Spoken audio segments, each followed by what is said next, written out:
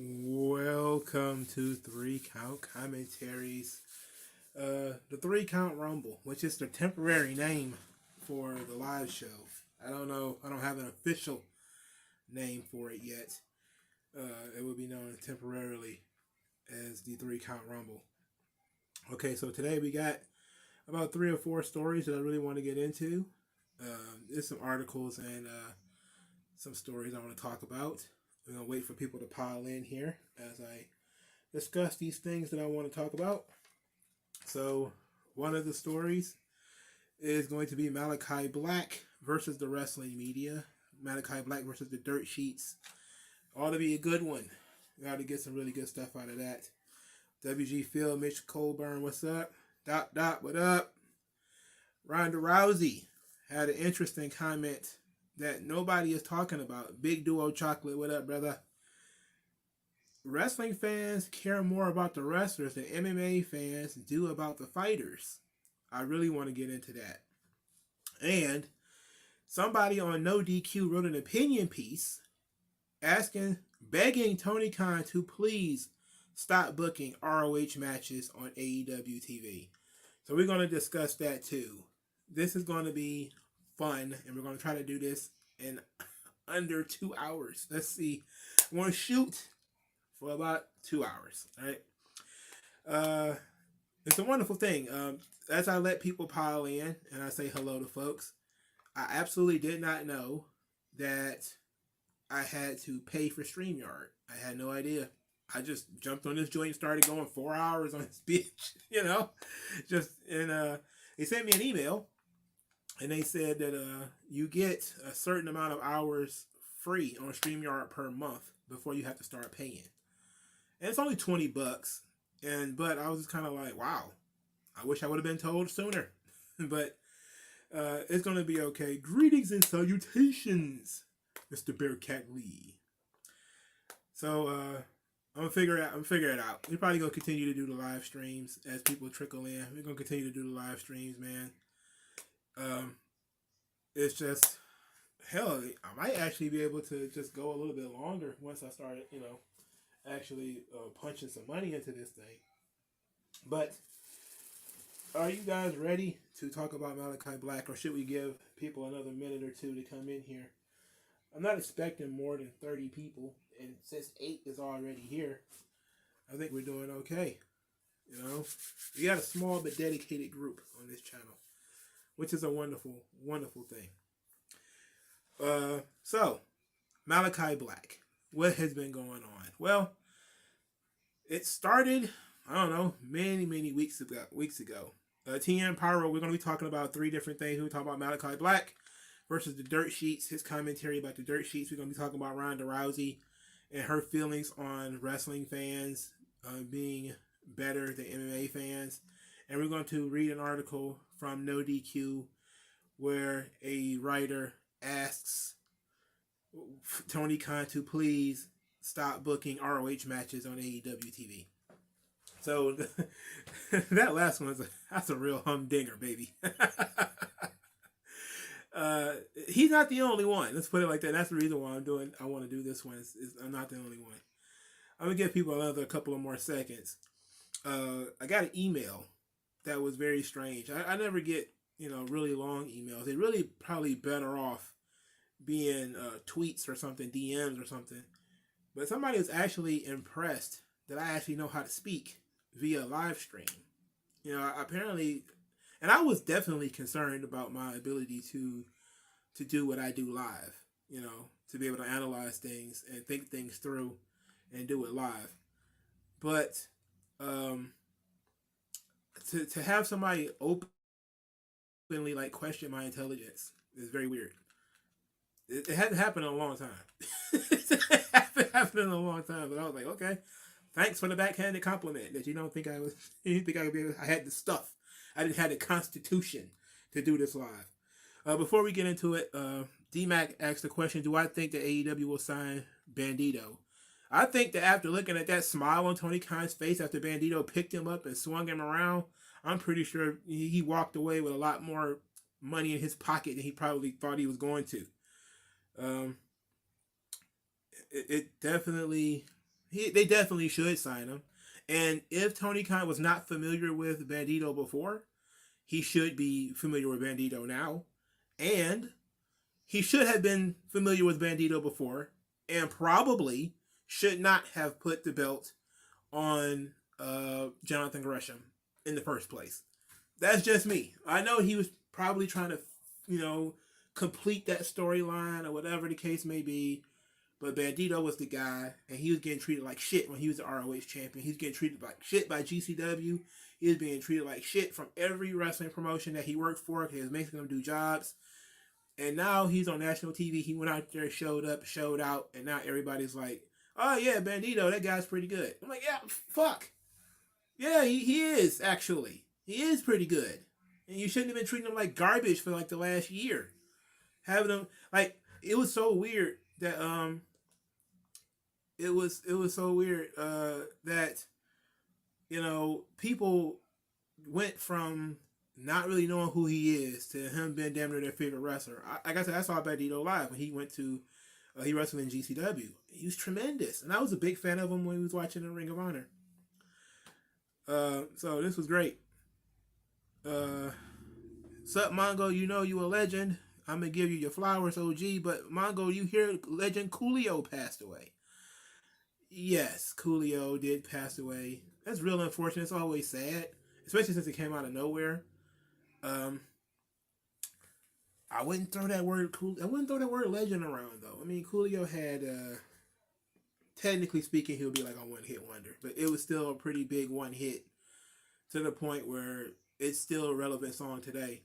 Not as relevant as it was in the mid-90s, but definitely still relevant today. So it was a weird thing was going on with Bandito, but they definitely should sign him.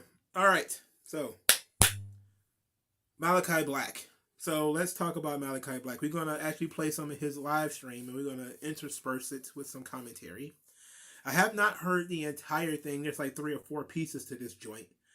I listened to the important bits, but I haven't heard it all because I wanted to give my live reactions rather than preparing a statement. But I'm guessing he didn't say anything too ridiculous in this joint. Did I cry listening to Wheeler Yuta cut a promo? Bruh, I didn't cry, but I sat there cringing. It was like hearing a bad Oscar, speech. Like it was bad. I felt like I was in the crowd. That's how bad it was. All right, so let's get into Malachi Black. Good evening. Good evening. There's nothing I want to do less right now than going live, but especially in a time where I'm supposed to take care of myself and take care of a lot of things in my private life, but some people some people can't seem to just shut the fuck up. Wait a minute. Is he in the passenger seat of this car? Wait, Bearcat Lee has a question. Can I do a live reaction to Marina Shafir's promo? Brother, let me tell you, Marina Shafir's promo is so bad, I would not suffer through it again. I've watched clips of it, and, man, I've watched the whole promo, believe it or not. I cringed all the way through it. It was like being constipated sitting through that promo. That's how bad it was. It was like something you pushing out of your own rectum. It was awful. It was an awful promo. Let's get back to this Malachi Black thing. And create things that are not there, so I have to go out here again and, have a conversation with you guys here. All right, so, guys, how many times do I have to tell people, if you can't even get the years of my contract right, which is a very minuscule detail, then how are you expecting, or how are people expecting that these guys know very intimate and private detailing in regards to my private business? Mm-hmm. My contract's not 5 years. My contract's never been 5 years. Like, again, this is all bullshit. It's all lies. Wait a minute. Pause.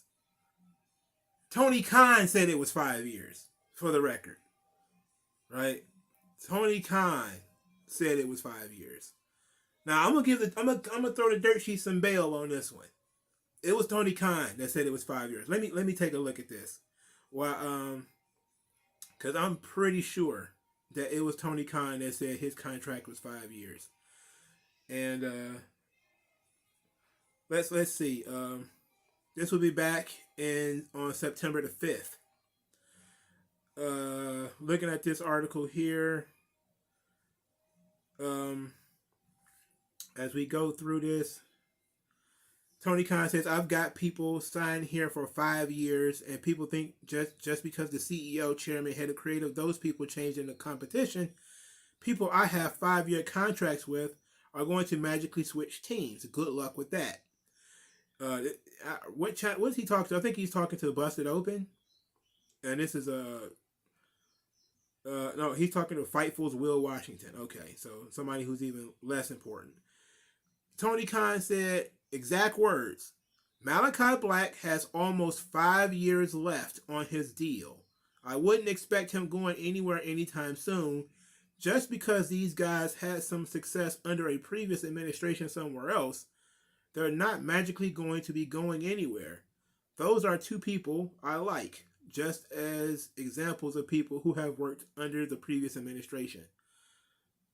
Who's telling the truth? Malachi Black says his contract has never been 5 years, and it's not 5 years, which is an insane football contract. I don't see why a wrestler would sign a 5-year contract. That makes no sense. That being said, Tony Khan says he's got almost 5 years left. So who's telling the truth? What are we talking about in the comment section here? Are we talking about Sid and Maria Shafir? Oh, Jesus. Oh, yeah, Sid was crazy. He said, I am half the man that you are, and I have half the brains that you do. My favorite promo. Oh, I love Sid so much. He's country dumb. He fell off the back of a turnip truck dumb. All right, let's get back into this thing. So, I posted a statement, and even if you've, of course, all of you have read my statement. I did. Because even if you read my statement, it clearly reads that even release is in quotations. Now, if you don't know what quotation means, it means that the author does not agree with said quote or said word choice, or it also means that it's not his wording. Then it is followed by a bunch of multiple things. Is that true? Is the word release in quotations? Let's take a look. I'm going to fact check this son of a bitch right online immediately, because I don't remember a release being in quotations. But I got a lot of junk all up and through my stuff, so I don't really remember very well.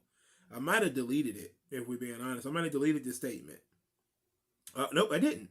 Hey, great. Now he says, I did ask for my release. Release is not in quotations. It's not in quotations. Maybe it's somewhere else in here. I don't know. Maybe he meant to put it in quotations, but he didn't. Oh, he did. Lastly, I have read a few narratives online in regards to my release. That is in quotations. Mental health and my personal life that I can summarize swiftly. If it didn't come from me, it didn't happen. All right, so he did put the word release in quotations. Okay, so he is absolutely correct. I was wrong. Sorry about that. Malachi Black, continue, sir. I will not interrupt you further. In regards to my marriage and stuff, but it even says that my stuff about my conditional release, that it's false. So how are you guys still thinking? Why are people still writing that I've gotten my release, guys? I don't know how why do you trust these people to tell you the truth? I don't know, brother. I honestly don't know. And that's a really good question. The thing is, everybody kept talking about this whole 6 months, the conditional 6 months release. I don't even know where that came from. Like, who started that? I don't know who started that. You know, so it was very strange that even popped up. But it's weird. It's very weird, and I'm very glad that he feels the need. He's clearing that up because I don't know where that whole 6 month release stuff came from. I don't know where it came from. I don't know who started it. So let's continue. Not one single thing of it is true. So, again, if you were part of this mob that like felt the need to even send me death threats, then, well, thank you. Oh, wait a minute. You say he got death threats. Somebody wanted to kill him because he doesn't want to wrestle for Tony Khan anymore. That's pretty sick in the head, pal. That's pretty sick in the head, pal. What's wrong with the cultists? That's cultist behavior. That's some shit that Scientologists do. You know, they start following you around because Dirtsheets, because clearly, those people, they don't care about my mental health. They don't care about your mental health. They don't care about your feelings. They don't care about my wife. They don't care about my family. They don't give a shit. All they want is like dumb clicks for stuff that they're making up, because they're tying bridges between things that are no longer there. They're tying bridges between things that are no longer there. I wonder what that meant. But I'm kind of wasted by the whole death threats thing because he kind of went through that pretty quick. Like unless there's another piece to this, and I don't know. I got like 2 or 3 pieces to it. It might not even be in order. But the death threats, really? Because you thought he was going to leave. You gave him death threats. Vader FTP, wrestlers used to have to carry around guns and knives to protect themselves from mad fans. Now we have to care about wrestlers' mental health and cybersecurity. Those days are dead, man. Undertaker said dudes were soft because of that shit, and everybody attacked him and said that he was a crazy old man. You know, I'm sitting here telling like, hey, Blackjack Mulligan? They got stabbed. Roddy Piper talked about getting stabbed multiple times. You know, yeah, I can see him doing some shit that pissed wrestling fans off so much that they tried to stab him. I can see that happening. Are you serious? I believe it. You know, reminds me of when Lana said she and Lashley got death threats over their silly storyline. Yeah, and that's just pure racism, though. You know, because whenever they have those cuckold storylines, and he was a black man, white woman, people absolutely losing their minds. I saw the Cornette video on Marina Shafir. I haven't seen the one on Malachi Black yet. I think it uploaded while I was at work, and I literally only been at home about an hour. And during that time, I had to cook and eat dinner, so I wasn't paying much attention to that junk. D-Max had one guy used being called out for being inconsistent on contracts, used that as an opportunity to say that he wants WWE to die. Oh, yes, absolutely. We're going to talk about that. I forgot about that guy, but I do have that in my screenshots. We're going to discuss that. That's the fourth thing. It's not on my list, but I did screenshot it. And I'm glad D-Mac mentioned it because I will be bringing it up later. It is, man, that's something I really should have did Smart Tears over. I really should have did a Smart Tears segment over that. I still might, you know, but let's get back into Malachi Black real quick.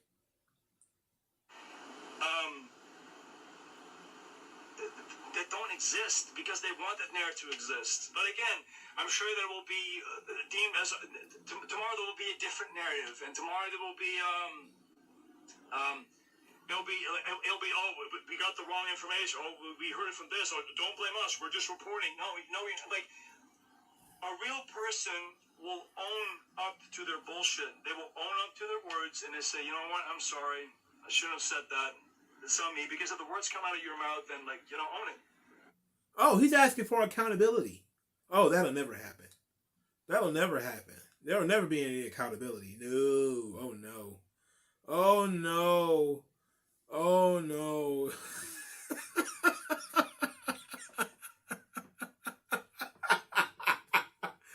You want people to all of a sudden start taking accountability for the shit that they said? No. No. Mm-mm. Just own it. Anyway, I would like to very much go back to just working on my stuff, working on my private life, working on, getting to the point of, feeling good again. So, I hope that this puts all this stuff to bed.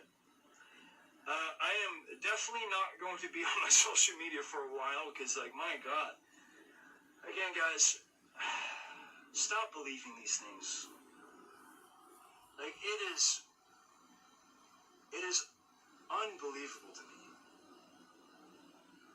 Anyway, I will see you guys in a couple of weeks, maybe a couple of months. Like I said, I'm only taking some time off. That's it. Just taking some time off. That's it. There's no... Mitch Colburn. This guy was crying over Black Lives Matter. And he cried on camera over Black Lives Matter. Any buy-in that you had on Malachi Black as a dark and brooding and gothic character, you can forget it. Almost all of them are like that. As Mitch Colburn continues when he talked about Rosemary. And that was, I guess that was the point of me bringing up Maxine Paler and Abaddon. How these are two women, two monster girls who all of a sudden they're non-binary. Rosemary acted an absolute fool over Kane's Roe v. Wade tweets. She went nuts. And it's like, where are these dark and brooding people? It's not real life. It's just fantasy. It's like, these motherfuckers, man. What the hell? What the hell? Ugh. But I feel bad for Malachi Black, even though he probably shouldn't be going through all this. I mean, once he made his statement, he should have left it alone after that. Really. He should have just left it alone. Doing a live stream really didn't do you any good. No conspiracy to this. Just taking some time off. Alright? I will see you guys soon. Take care of yourself. Stop believing any other narrative. Right now, I've debunked it. There's nothing going on. Don't believe these people. Alright, so that was part 2. I think that was probably the bulk of it. There's another piece here, but I'm not sure what this covers. Let's take a look at it. Wow, because my God. Oh, it's the same Just stuff. taking some time off. That's it. There's these people. Okay. Yeah? Don't write opinion, don't believe it. Nothing. I'm fine. I'm going to be fine. Everything is fine. You'll see me right back with AEW pretty soon. I'm just going to take some time. That's it. And guys, last thing before I leave, don't make me some instrument for this whole tribalism, us versus them thing, because I don't do that stuff. I don't do the whole Team AEW versus Team W. I don't play that. Oh, okay. Well, yeah, he's also, his wife works there, so that wouldn't be the case. Now, what made me put this video on the docket was your boy Sean Ross Sapp. Sean Ross Sapp, oh my God. His response to this was absolutely ridiculous. It was ridiculous. All right. So, holy shit. I'm trying to find it. God, where is it? I hate trying to do things on the fly. But I really should have these things queued up somewhere in some way. But I don't. Okay, so here it is. Sean Ross Sapp said, I could post the receipts of him telling a WWE talent he wishes he could be there a few weeks ago too, but I won't do that. This was Sean Ross Sapp tweeting in response to Malachi Black. He then deleted that tweet, but thankfully, praise the wrestling gods, somebody actually screen captured it before he deleted it. So he's got proof that Malachi Black wants to be in WWE and told a WWE talent that he wishes he could be there. Now, if this guy was a journalist, he would just drop it. Just let it be known. Put it out there. Tell everybody what's going on, man. Tell the truth. But if you are Access Media, then you will try to bury the story and keep it quiet. So Sean Ross Sapp then disappears. He makes this disappear. People kept bringing it up. People kept, tossing it at him. And then Sean Ross Sapp said this. This was literally reported prior and is accurate. I just didn't think it was an appropriate time to say that. Thought better of it and deleted it. So his response is this tweet that he has receipts that Malachi Black would rather be in WWE right now. He's got the receipts, but he won't post it because he thought that it was a bad time to put this stuff up there. Bruh, are you serious? Are you serious right now? Are you serious right now? Bruh, this is absolute insanity. Why would you say that?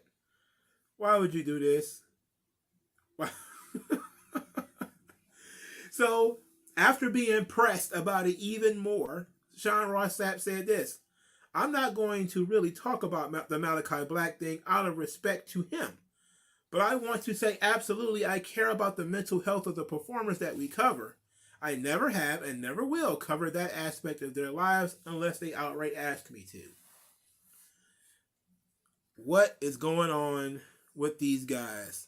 He seemingly took what Sean Ross said. Sean Ross Sapp took what he said personally. He took what he said personally. Man.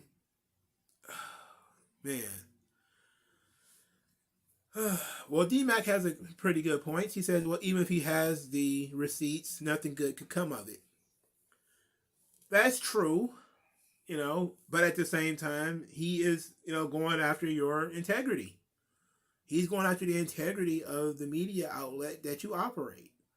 He didn't specify don't believe Sean Ross Sapp. At the same time, though, Fightful is the #1 wrestling Patreon, if I remember correctly, as far as news and stuff like that. So, this guy coming out here putting his face and name and voice onto something telling don't believe the wrestling media, well, that's a direct assault on the integrity of Fightful. Especially considering they were some of the main ones talking about the whole conditional 6-month release and he wants to go back to WWE and all that crap. He was one of the main ones doing it. He also tweeted out on a couple of days ago, Malachi Black just streamed and said he was not released. An AEW source told me today that they believe he and Matthews will be back in AEW again.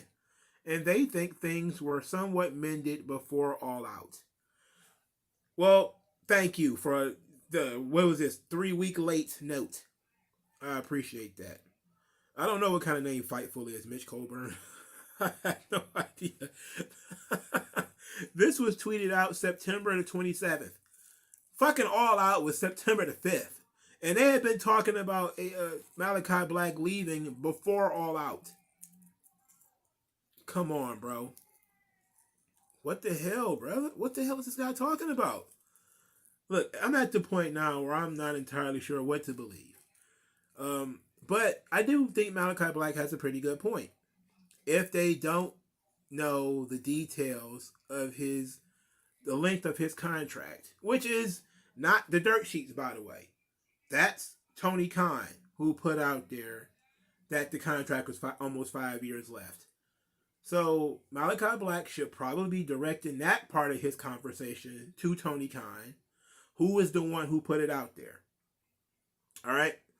Uh, Everything else about him wanting to take a step back because there's things going on with his marriage and all that kind of shit. Yeah, maybe it's not a good idea to put that stuff out there. You know, it's probably not a good idea. Also, Malachi Black is getting a head tattoo, so apparently he's doing just fine. He's he's getting like a dragon or some shit tattooed on his head. That's an interesting ball. That's an interesting ball right there. All right, so what do y'all believe? We're going to do a couple of minutes of what do y'all believe. Y'all are now the peanut gallery. It's very strange that we got these situations. Okay, Mitch Colburn says, I can understand a situation like Daphne. She didn't discuss her mental issues until after her career was over, and even then she tried and help others too. And I hate how it ended. I agree. The Daphne situation was very difficult because she wasn't a super big star, so that made it easier for people to sort of ignore her and not pay that much attention. Like, you have to be a super fan to care about people who was like mid-carders in TNA, and not to disrespect her, but just to put into perspective what her position was.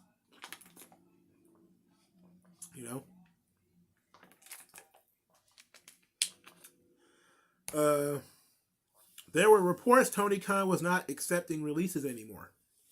Well, I would argue he wasn't accepting releases in the first place. Because remember, a couple of people tried to quit AEW and it didn't happen. He made them sit at home. So, Brian Cage being one of them. Remember, Brian Cage was expecting to leave AEW, and then Tony Khan picked up that option. And he had to stay for another year or something like that. And during this entire time, he very sparingly uses Brian Cage. So, he's got the guy on the roster. He's moved him to Ring of Honor, and he doesn't do anything with him. Like I said before, I think I said this on Twitter. There was an argument in 2020 that Tony Khan had with one of the Jacksonville Jaguars. It was on Twitter. The guy said that Tony Khan was ducking him, wouldn't talk to him. Hey, doesn't that sound familiar? Tony Khan claimed that he was busy with other things, and it was draft night for the NFL or something to that effect. And the guy just says, I don't care about any of that crap, trade me. And Tony Khan said something to the effect of, you giving me attitude or whatever, it's not going to get you traded any faster. Only fair compensation will do that. And they went back and forth. Tony Khan, he comes across like a fanboy, but deep down, he's not that much different than Vince and Triple H and all those guys. He knows that you have a contract, you can't just walk out on it. He knows that. What fucked me up was Brian Alvarez coming out of nowhere talking about how guys should be forced to stay in contracts that they don't like. Because I've never heard them say that in respects to WWE contracts. I've never heard them say that. I've never heard them. Matter of fact, I got that audio right here. Good job. Good job for me. Because I didn't remember it.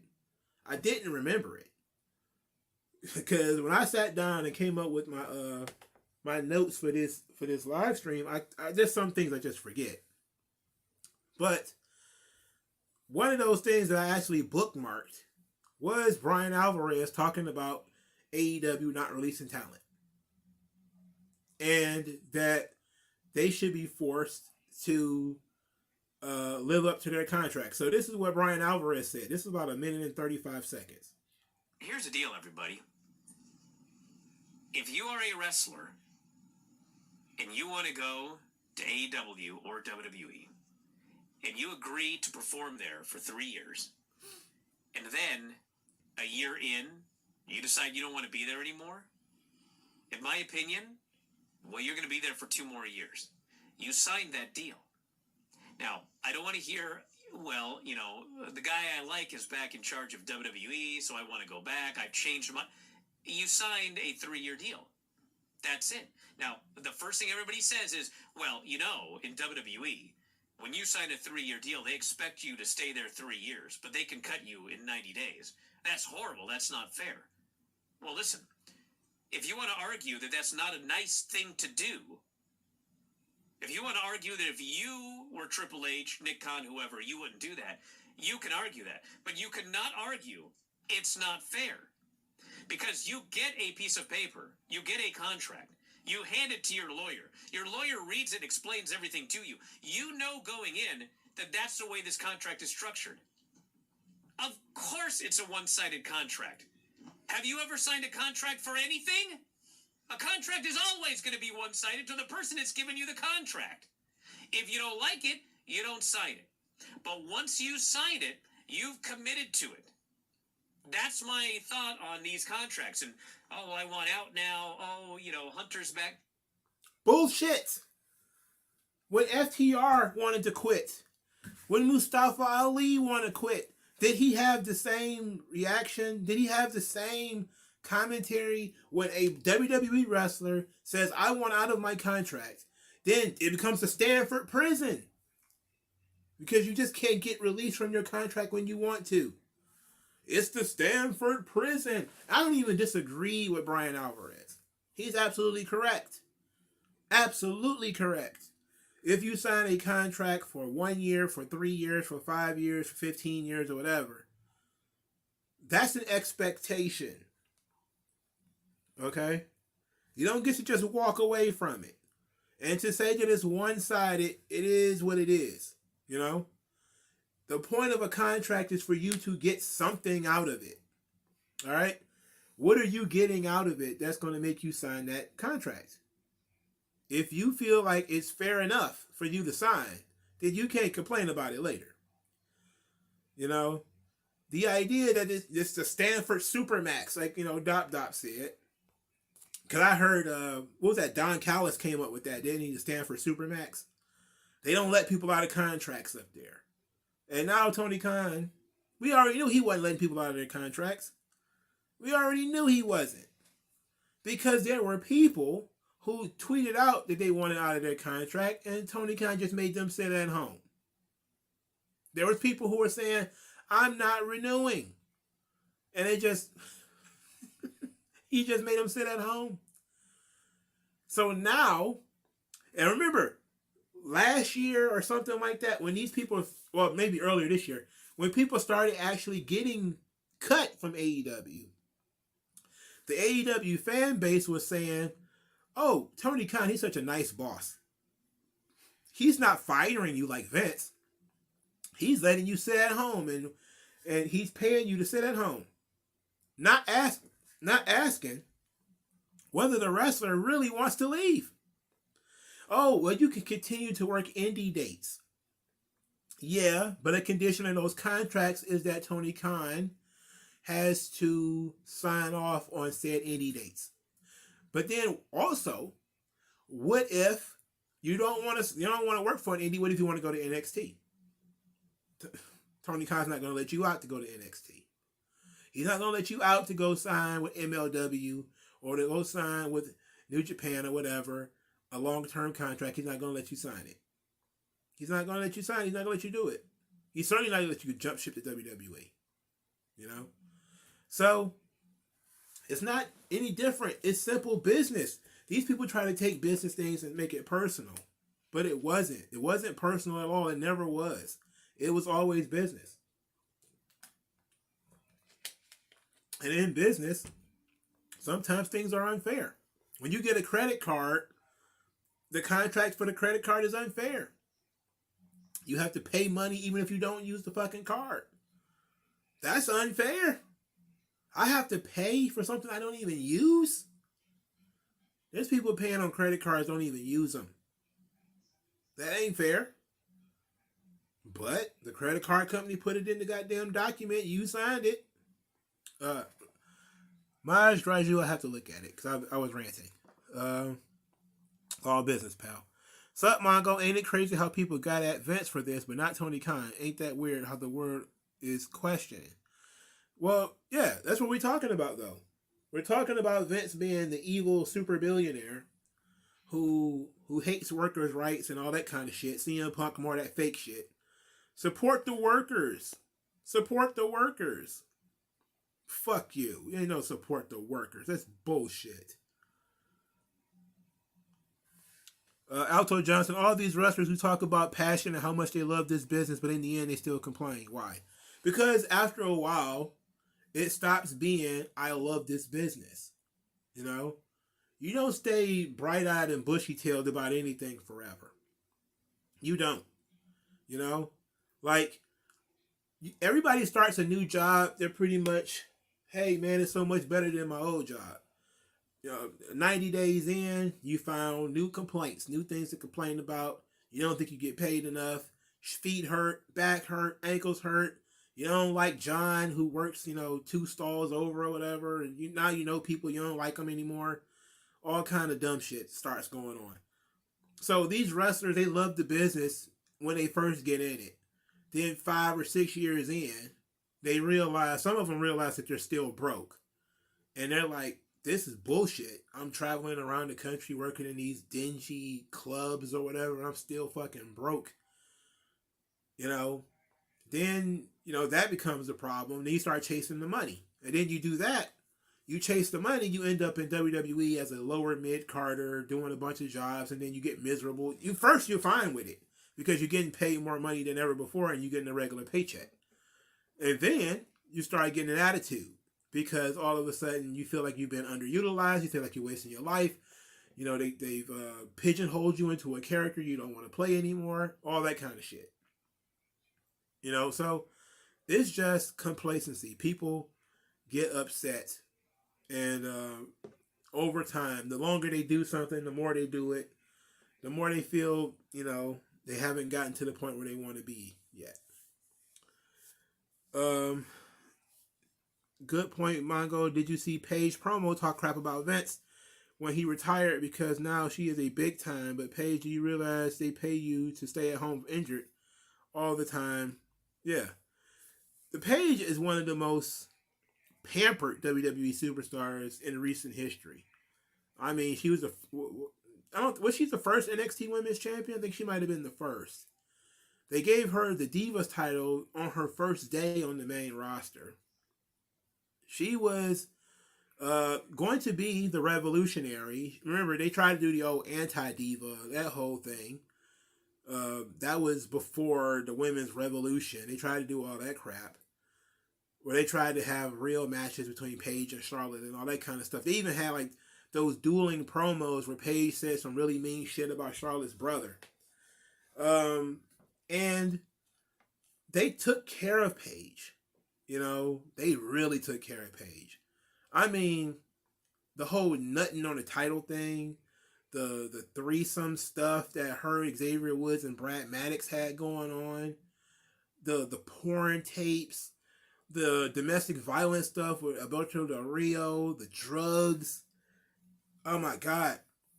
All the stuff that she had going on during her time in WWE, for her to go after them like that, it's nothing but... And it was a light jab, if we're being honest. Now, I don't know what she said after Dynamite, but it was an interesting situation because they helped push that movie for her, for her and her family. They really pushed for Paige to be a front runner, as far as they pushed Paige to the point where you would think Paige had a Hall of Fame career, and that she lasted for a long time and wrestled for a long time. She didn't. I mean, she wrestled in the independents with her mom and everything, but she didn't have a long WWE career. Not really. She was outside of WWE longer than she was in it. And then when she made her comeback, she didn't even make a comeback very long before she got injured, and then she was sitting around being a Twitch streamer for the rest of her fucking life. They tried her being a wrestler. It didn't really work out. Drugs, alcohol, her fucking the boys and all that kind of stuff. They tried her as a manager. That didn't work. They tried her as a general manager. That didn't work either. So they basically just said, okay, you're an ambassador. Sit at home and Twitch. And then she complained that she was just sitting at home on Twitch. And then she started talking about wanting to unionize when they started to take her Twitch. She went and did that shit. And she's got a lot of heat on her now because everybody doesn't like her boyfriend. And I don't know anything about her boyfriend, man. They said that the guy was involved with a murder or something like that. I'm like, I don't know. I don't know nothing about that fucking guy. I don't know anything about the guy. You know, maybe in a different stream we'll look up Paige's boyfriend and see what kind of scumbag he might be. But I don't really care.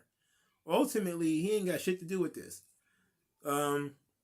She's a wrestler. She's talking about wrestling shit. And she's wrong. You know? They took care of her. They took care of her a lot. Now, maybe they didn't want to entertain all her dumbass ideas, to which she might have had many dumbass ideas. And it is what it is. It's just weird. Paige is just another Tony Storm, Ruby, Athena. She's not going to change nothing. We'll see what happens. I don't believe she's going to change anything either, especially since the ratings went down. They're going to blame the hurricane. They're going to blame, oh, we didn't have all of our talent. Bruh, you had every single person that you advertised was on that show. Everybody that you advertised days before the hurricane hit was on that show. Jericho, Moxley, Danielson, all on that show. All right. Paige or Saraya on that show. Tony Storm on that show. Jade Cargill on that show. No, she wasn't on that show, actually. She wasn't on. I forgot. Jade Cargill wasn't there. But Keith Lee was there. You had the Acclaimed. You had Ricky Starks. You could have made a better show. As a matter of fact, I did screenshot this tweet. This is a very interesting tweet before we move on to our next subject.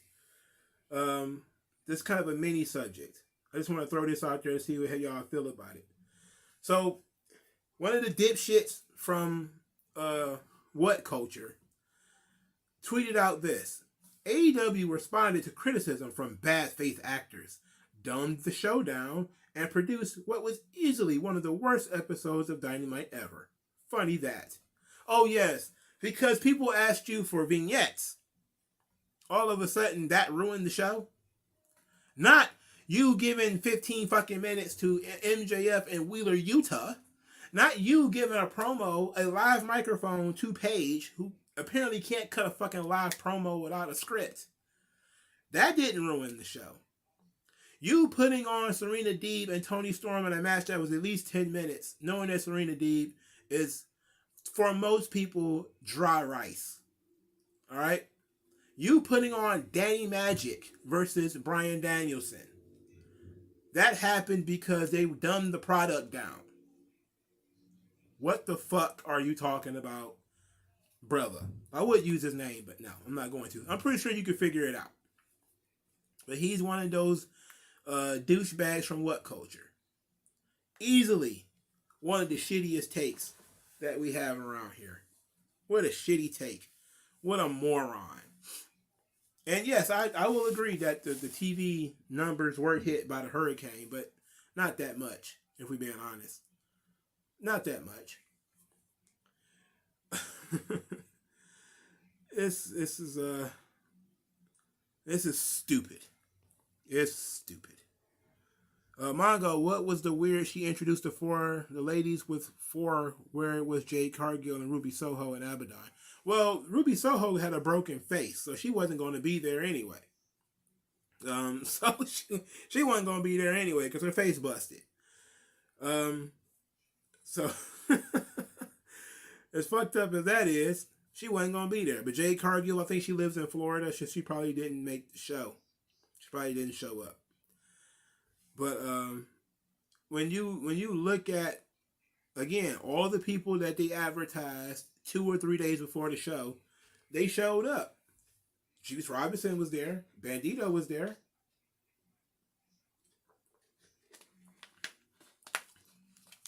Who were you missing?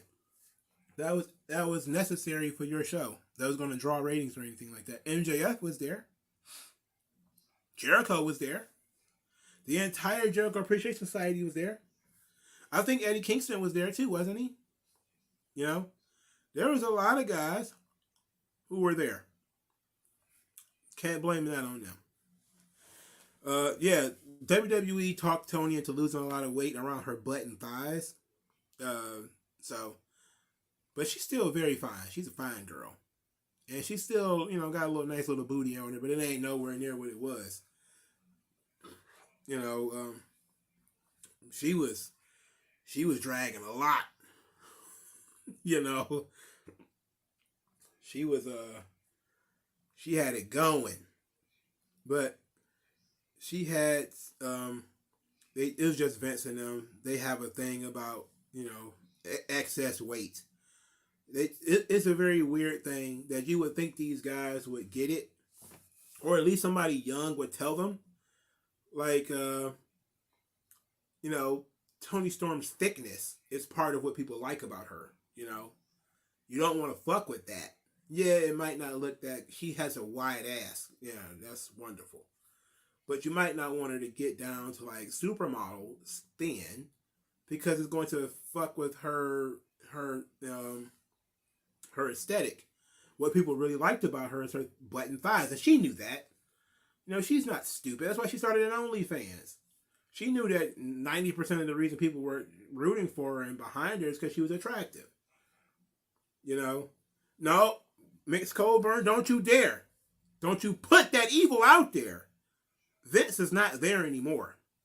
So Nikita Lyons being super thick is likely going to be all right. All right. But if Vince was there, I could see him and Kevin Dunn telling her to lose 15 to 20 pounds. And then when you look at it, she was in Wild Women of Wrestling. She wasn't that big. And to be quite honest, I think she looks bigger in the gear that she wears. Because when you see her in a bikini or something like that, she doesn't look that big. Now some of her pictures, she does look legitimately big. But in most of her like poolside bikini pics and stuff like that, she don't look that big. But she looks monstrous next to some of these smaller women. And, maybe that's the thing. She looks like a boy. Oh, Jesus. That girl's something else, I'll tell you that. All right, let's move on to the Ronda Rousey thing. This one I think is actually very interesting. Ronda Rousey went on a live stream. She was gaming. And she says this, and I think this is very interesting. I would say that the WWE fans care more about the wrestlers than the UFC fans care more about the fighters. UFC fans have much less respect for the veterans and legends of the sport than WWE fans do. A lot of UFC fans are kind of like bandwagon fans in that way. The second you're not on top, you're dead to them. Where WWE fans were like, this is the guy that did this 20 years ago, and are still really excited, whereas UFC fans are like, Forrest Griffin sucks. You owe basically the whole sport to him. Shit like that. Anderson Silva sucks. GSP sucks. These are people that elevated the sport and paved the way for everybody else. I don't see UFC fans having the same respect for people that got the sport to where it is as WWE fans. I'm not saying it's completely absent. I'm just saying I see more respect for the legends and WWE fans than UFC fans. There are exceptions to everything. What an excellent, excellent quote. And I'll tell you this. I literally just saw the other day people talk about how terrible Brock Lesnar was in UFC because he lost to Cain Velasquez. And I saw in that same Twitter thread that people was talking about how shitty Cain Velasquez was. And they do this all the time. They do it in boxing too. Whenever somebody gets, I've seen people say Mike Tyson never beat anybody. He never did anything. Like, look, he can only fight the people that you put in front of him. If you want to say all of these people were bums or whatever the case may be, he can only beat what they put in front of him. Until somebody of high talent and high quality gets in front of him, there's nothing he can do. He just has to go in there and do his job and beat people up. That's his job, right? Now, boxing is a little bit different than UFC for clearly, because in boxing you could go 4 years and never fight anybody, But yes, I've seen people shitting on Anderson Silva. I've seen people shitting on GSP. You know, Anderson Silva won like 95% of the fights that he was in. You know, even has some great come from behind victories, like his fights against Chael Sonnen. You know, people are like Anderson Silva. You know, they finally figured him out. Like, yeah, he got fucking old. Everybody gets old, man. You know, everybody gets old. Like Muhammad Ali started losing more fights when he got older than he did when he was younger. That's a fact. You know, you don't have the spring in your legs anymore. You don't got the knockout power in your shoulders and shit like that anymore. You know, Ali's whole shuffle and everything got a lot slower. You know, everything was not nearly the same 10 years down the line. But, you know, and it's sad. You know, it's real sad that, you know, fight fans do that. Because they do it to boxers too. And it's fucked up. You know? But I think the boxing fans rather, have far more respect for the history than MMA fans do. I don't think MMA fans have a lot of respect for the history.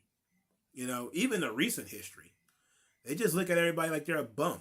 You know, if you lost a fight, you're a bum. And it's like everybody loses eventually. So what's the big deal? Everybody's bound to lose eventually. But what do y'all think about Ronda Rousey and her comments? I thought it was very true from what I saw. Anyway, she probably knows a little bit more about it than I do. Masha Slamovich is crazy. I'm guessing you watching Impact. I'll watch Impact tomorrow morning. Cain Velasquez was intense as hell in his rematch against Junior Dos Santos. He mauled that guy. Yeah, see, Cain Velasquez is very good. You know, he's very good. You know, but I think what ends up happening is what they always claim is that the division is weak. Like when Mike Tyson was ruling, you know, boxing, they said the division was weak.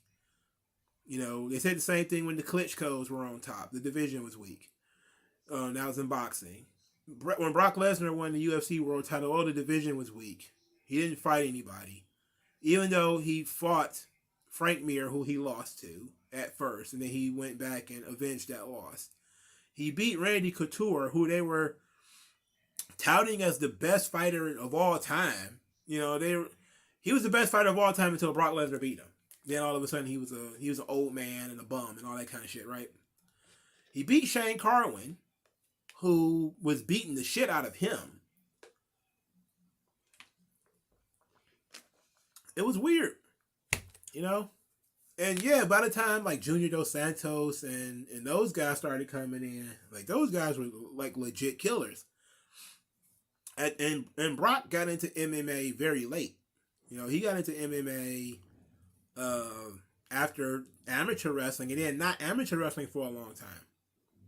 You know, so it is what it is. But then you got, you know, guys who never became UFC heavyweight champions. So, despite the fact that they might have been good, but it is what it is. You can only fight the people that they put in front of you, man. They don't put, you know, the top guys, Fedor or any of those guys in front of you. You can't beat them. I mean, it is what it is. The guy's got to sign the contract. A lot of those guys weren't that good yet. You know, could a guy like, you know, Cain Velasquez have prevented Brock from ever becoming UFC champion? Maybe. But where the fuck was Cain Velasquez when Brock was fighting for the title? I don't know. I don't remember seeing him on any of those cards. The guy just came to come out of nowhere. You know, like a lot of these dudes were bad motherfuckers, man. But she's got a good point. See, that's the thing. Brock was indeed a megastar when he went to UFC. I've seen people, you know, say that they fast tracked him. If they'd made him, you know, fight a couple of more warm up fights, he wouldn't have made it. All that kind of shit. I'm just kind of like, Dana White took a chance. I think he took a chance. I think he saw the money, and he saw that Brock was above 500 at this point. Because when he lost to Frank Mir, he didn't lose in an embarrassing fashion. He was not familiar with leg submissions and all that kind of shit. He wasn't really all that good yet. You know, he couldn't overwhelm people with his power and all that kind of stuff yet. He just wasn't. He was still getting his feet wet when it comes to UFC.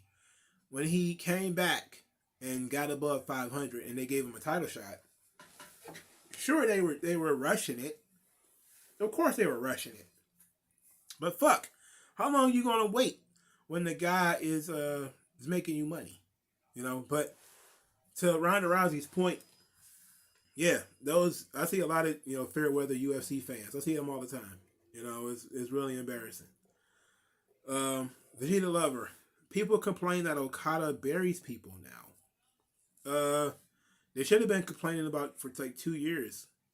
It's been going on for like 2 or 3 years now. You know, Okada is a guy that he still makes money in Japan, but American audiences are getting kind of burned out on him. You know, rightfully so. And we probably should have gave up on him a long time ago. Triple H should sign UFC jobbers to NIL. It's more like to be UFC washouts like Riddle. Because the thing is, MMA fighters are basically told to keep trying. Keep trying. You'll eventually get there or get to your highest point. And then if they're a 40-year-old journeyman that has been to Bellator and won and did bare knuckle fighting and everything. And then by the time they get into WWE, they're like 42, or some shit like that. Or they probably just go to Japan where they're more likely to be accepted. Because despite the fact that Enochiism didn't work as a concept,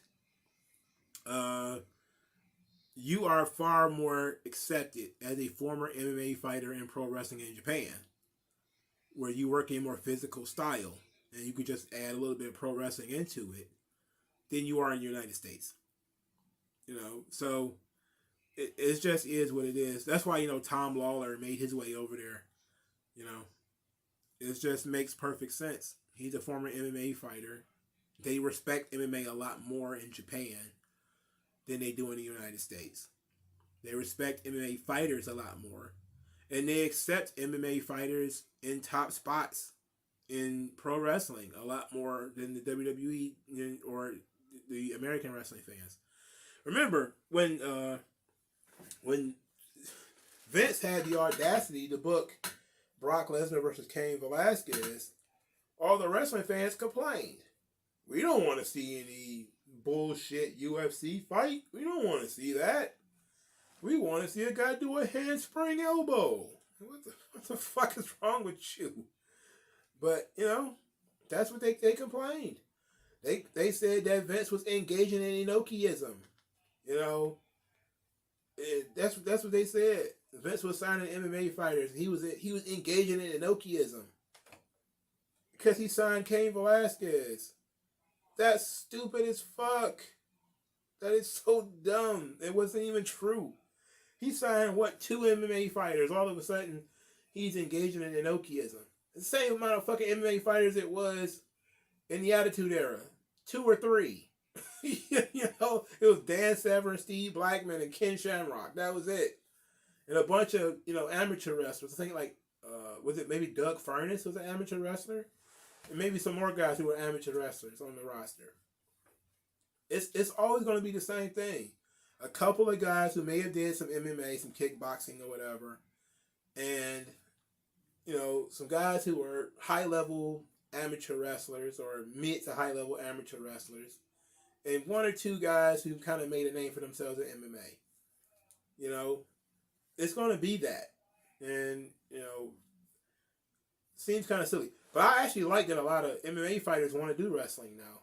I think several of them said they wanted to do it, especially UFC fighters. A lot of them want to do pro wrestling. So that's heartwarming to me. Israel Adesanya said he wanted to do it. I think Conor McGregor said he wanted to do it. There's a couple of guys. I think Colby Covington, he wanted to do it. Jorge Masvidal, I think, wants to do it. So there's been, they're in a position right now where their careers are not quite over.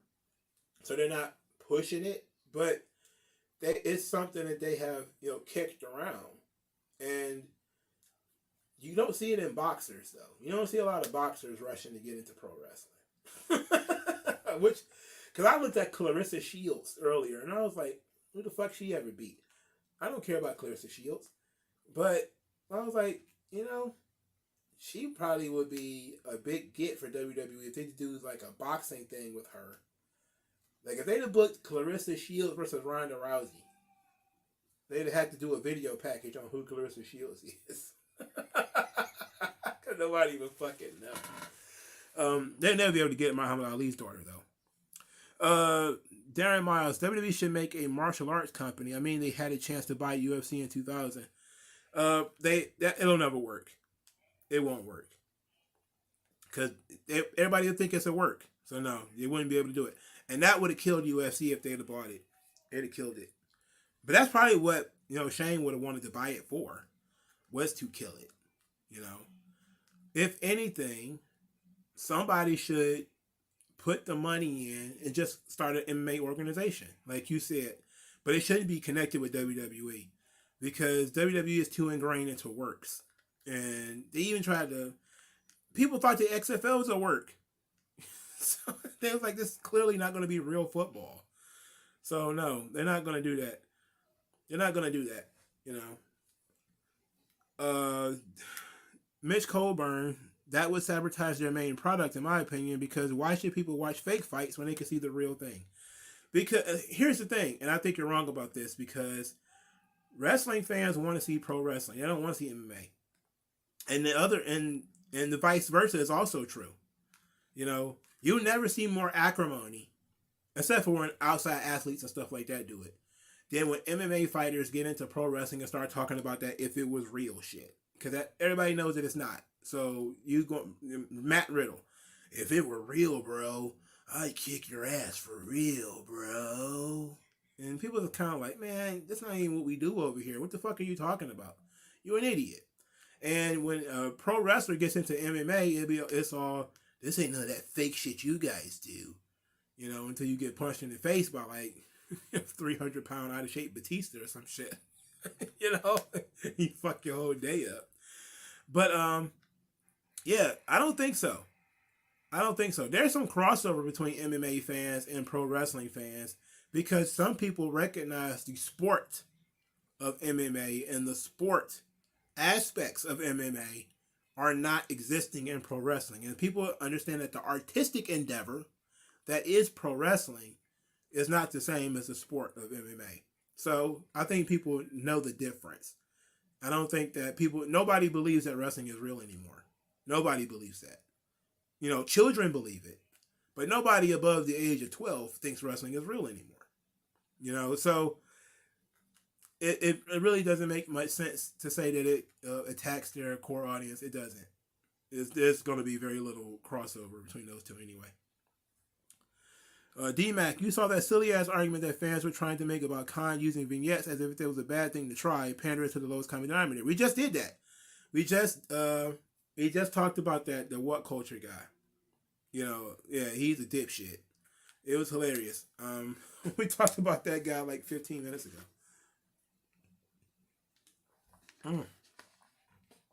Eric Mack. RH's pure division is kind of like MMA.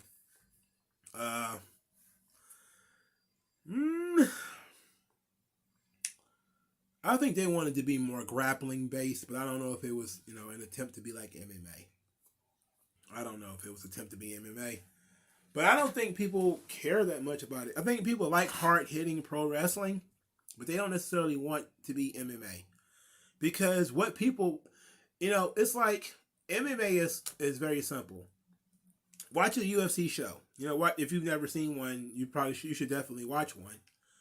Whenever they engage in actual mixed martial arts, the jiu-jitsu, the ground stuff, waves of boos. People don't care. Stand them up, make them throw hands. That's what they want to see. They want to see knockouts. Just like in boxing. Boxing is a sweet science. The point of boxing is to not get hit. They don't care. The fans want to see somebody get knocked out. So, at that point, that's what everybody is trying to incentivize. That's why they have the stand-up rule in MMA now, where if you're down on the ground and you're not working, and they're going to stand them up. To force people, definitely puts jiu-jitsu practitioners and wrestlers at a disadvantage because they need time to get their shit in. But if you have a stand-up rule, then it puts them in a bad position because if they don't work fast enough, they got to get stood up. It's bullshit, you know? But it is what it is. And I'm not going to complain about it because I'm not that involved in it. I'm not that involved in the mixed martial arts fandom. But whenever you create a rule, it's going to disadvantage somebody.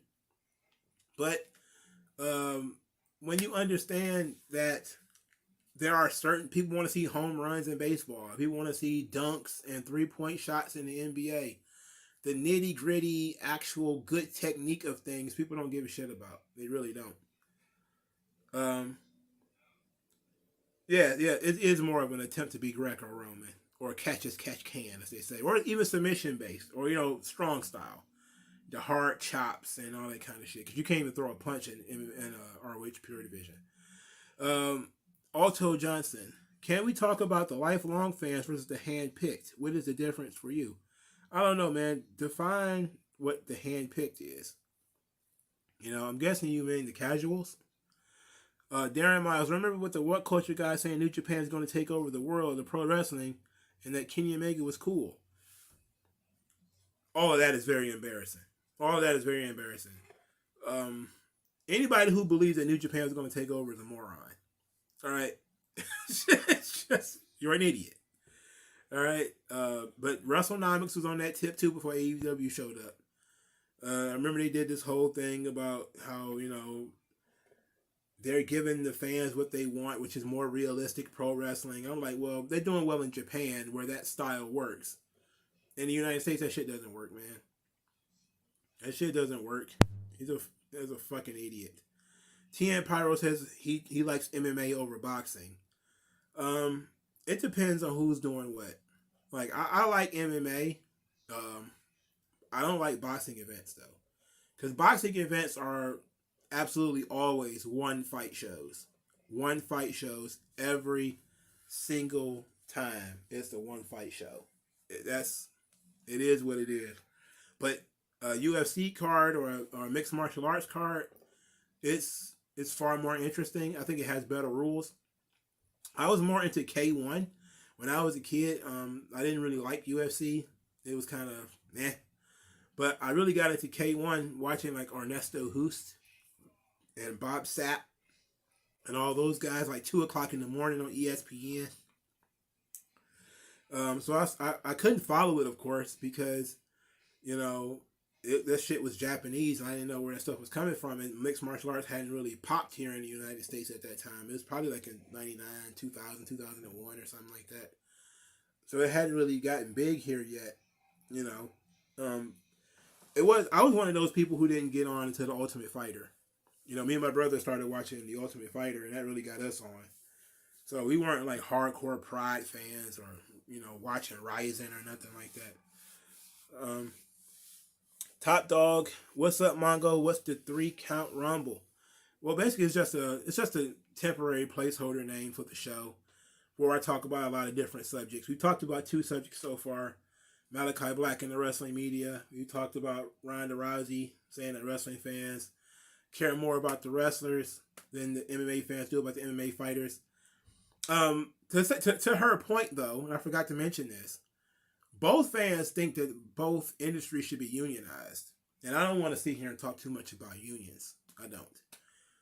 But I've seen mostly wrestling and MMA media talk about fighter pay a lot, especially in terms of UFC. And it's like those guys make millions of dollars, but they don't make hundreds of millions of dollars. They should get paid like Floyd Mayweather. Conor McGregor should get paid like Floyd Mayweather, even though he doesn't draw like Floyd Mayweather. And he doesn't have the marketing gimmicks as Floyd Mayweather. He doesn't have the name value as Floyd Mayweather, and he fights in a more competitive industry than Floyd Mayweather, if we're being honest. It's unfortunate, and I don't want to denigrate Floyd Mayweather by any stretch of the imagination. But it's just an absolute fact that in boxing you could dodge motherfuckers forever. Conor couldn't. UFC is more incentivized to put on the best fights possible.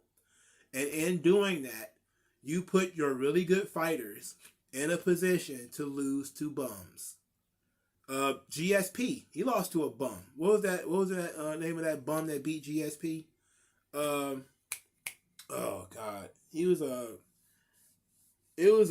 a huge upset. But that probably wouldn't have happened in boxing because the guy wouldn't have even gotten that opportunity. But it's real unfortunate that they do that. But it is what it is. Eric Mack didn't watch UFC until the game came out. Yeah, that helped a lot of people too. Park and Hunt, what are my thoughts on Inokiism? Well, Antonio Inoki, man, the guy's a goddamn dreamer, isn't he? For those of you who don't know, Antonio Inoki's dream and what he tried to do with New Japan is meld MMA and pro wrestling. He is obsessed with worked MMA. I don't know why he continues, even to this day, he's like in his 80s or something like that. And he still tries to get people to watch worked MMA. People don't want to watch worked MMA. They don't care about that shit.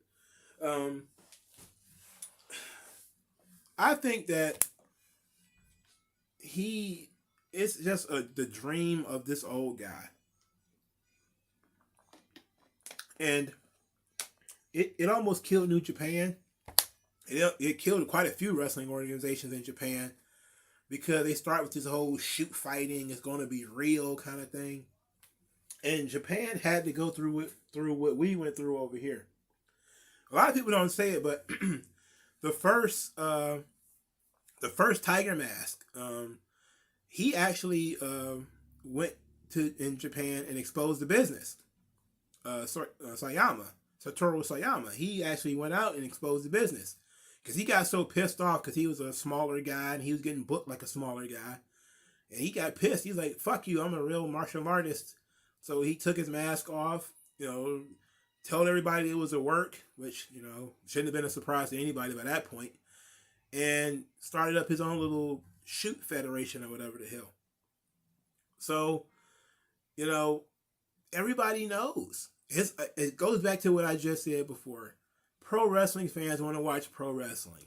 They want it to be as real as possible, but they know it's not real. And Inoki wants to try to have it both ways, and you can't do that. You can't have it both ways. Absolutely all respect to Inoki-san. Inoki-sama.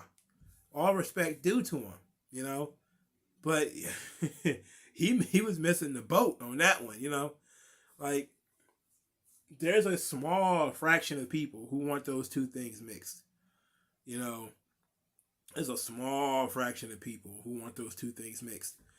Most people want just pro wrestling, and they're fans of pro wrestling. I know people, and I'll say this out loud, who like pro wrestling because it's not real. Because they don't like boxing and they don't like MMA. Because the people are really being injured. They're really being hurt. They may say stuff like human cockfighting. There have been people who've been trying to get boxing banned for 200 years. MMA has been something that they've tried to ban again and again and again. They keep coming back to trying to ban mixed martial arts. They don't like the real aspect of it. Things like CTE. Something like everybody's most beloved hero, Muhammad Ali, was out there shaking.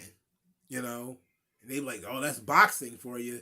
He got boxer's brain. Listen to Joe Frazier. He can't even form a whole sentence. That's from getting punched in the head. This is a barbaric industry. We need to get rid of it. And there's people who choose pro wrestling because it's a happy medium. Yes, pro wrestlers get hurt. They get hurt during their falls. The chops really hurt. The slams really hurt. You could really, hurt yourself on the ropes and stuff like that. But the intention is not to hurt, to maim. So that gets people far more interested. It makes them feel better. And it's a very interesting thing, and having conversations with those people, that they don't like boxing, they don't like MMA because people really get hurt. So it's very weird. Vegeta Lover. You see what Shane Helms said to Mia Khalifa, saying she didn't respect Ronda Rousey going to WWE. Mia Khalifa, the porn star? Why should Ronda Rousey give a fuck what a porn star thinks? I'm guessing you meant somebody else. Israel Massey, isn't the lingerie fighting stuff a mix of MMA style fighting and wrestling? No, it's not. It's it's not. I've seen clips of it. It's not anywhere near a mixture of the two. Not at all. It's not good. All right, let's get into my last prepared article. This is from some guy called the Outlaw Mud Show columnist. He was writing for NoDQ.com, and he says, quote, as we've seen in recent months, ever since the purchase of Ring of Honor at the hands of Tony Khan, the product has been featured heavily on AEW television. At first, it was fine. It's paying homage to an important wrestling promotion in our history. Ring of Honor has spawned loads and loads of great wrestling themes, such as Samoa Joe, CM Punk, Seth Rollins, Bryan Danielson, Claudio Castagnoli, AJ Styles, and many, many more. But while important, having the promotion in the face of AEW viewers isn't a great move. I can give you 3 reasons. Let's dig in. He says, I'm well versed in the world of professional wrestling. Much like Tony Khan, I was that cliche wrestling nerd in the mid-2000s that was consuming Ring of Honor, Chikara, Dragon Gate, Shimmer, etc., and others through wrestling torrents and DVDs. Then he starts talking about how he doesn't watch WWE and there was no mainstream alternative, and said you could barely count TNA. He says, quite frankly, I don't want to see Ring of Honor matches on Rampage or Dynamite. I'm not alone either. Plenty of new AEW fans who aren't complete wrestling nerds simply don't care about this other brand. I've been asked plenty of times by casual wrestling friends who such and such Ring of Honor or New Japan talent is now randomly on AEW television. It feels like ROH championships are defended more than AEW championships at this juncture. I don't believe you should primarily book for your casual fans, but you do need to keep them in mind. It's how you grow your product. And that segues into my next point. This girl sending me text messages. Anyway.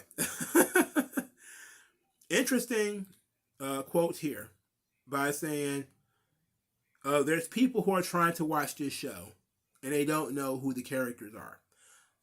That's just any TV show. All right? That's just any TV show. If you sit down and you watch Good Times with somebody, right? All of a sudden you see a new character on the show. Somebody's like, okay, I've never seen that character before. Who is that? Right? Now, that character needs to show up, pretty often before that person realizes, oh, that's who that person is. But AEW keeps doing these series of one-shots where this person shows up once and then doesn't, show up again for 6 months or 7 months or whatever. That's a problem, because now you're trying to get people to be emotionally invested in somebody they'll probably never see again. So it's weird. It's a weird thing to ask people to do. And to say that the ROH championships are defended more than the AEW championships is probably true, if we're being honest. It's probably true at this point. They said that you shouldn't book for your casual fans. I'm sorry, you should. You should always keep your casual fans in mind because that's how you grow your business. And you should always be focused on growing your business. But here's his second point. AEW talent is being held back. He says every time you book a Ring of Honor title match, even with AEW talent, you hold back others. The bottom line, the more we see Ring of Honor on AEW television, it makes AEW look just a bit less important. Every time a ROH championship is defended, while the TNT or TBS championships go largely undefended, it makes AEW seem less important. And every time you bring in non-AEW talent like Bandito or Juice Robinson on Dynamite, it takes away spots from the existing AEW roster. Now, this is absolutely true. This is a fact. And this is something that I've been saying for a long time. Miro, I just saw this, and I saw these two interesting things. Miro has not had a match on Dynamite in 3 months. Brian Cage said it's been 4 times as long for him. He hasn't had a match on Dynamite in over a year. I saw somebody say that Andrade has been in AEW for 1 year and 4 months. He's had 14 matches.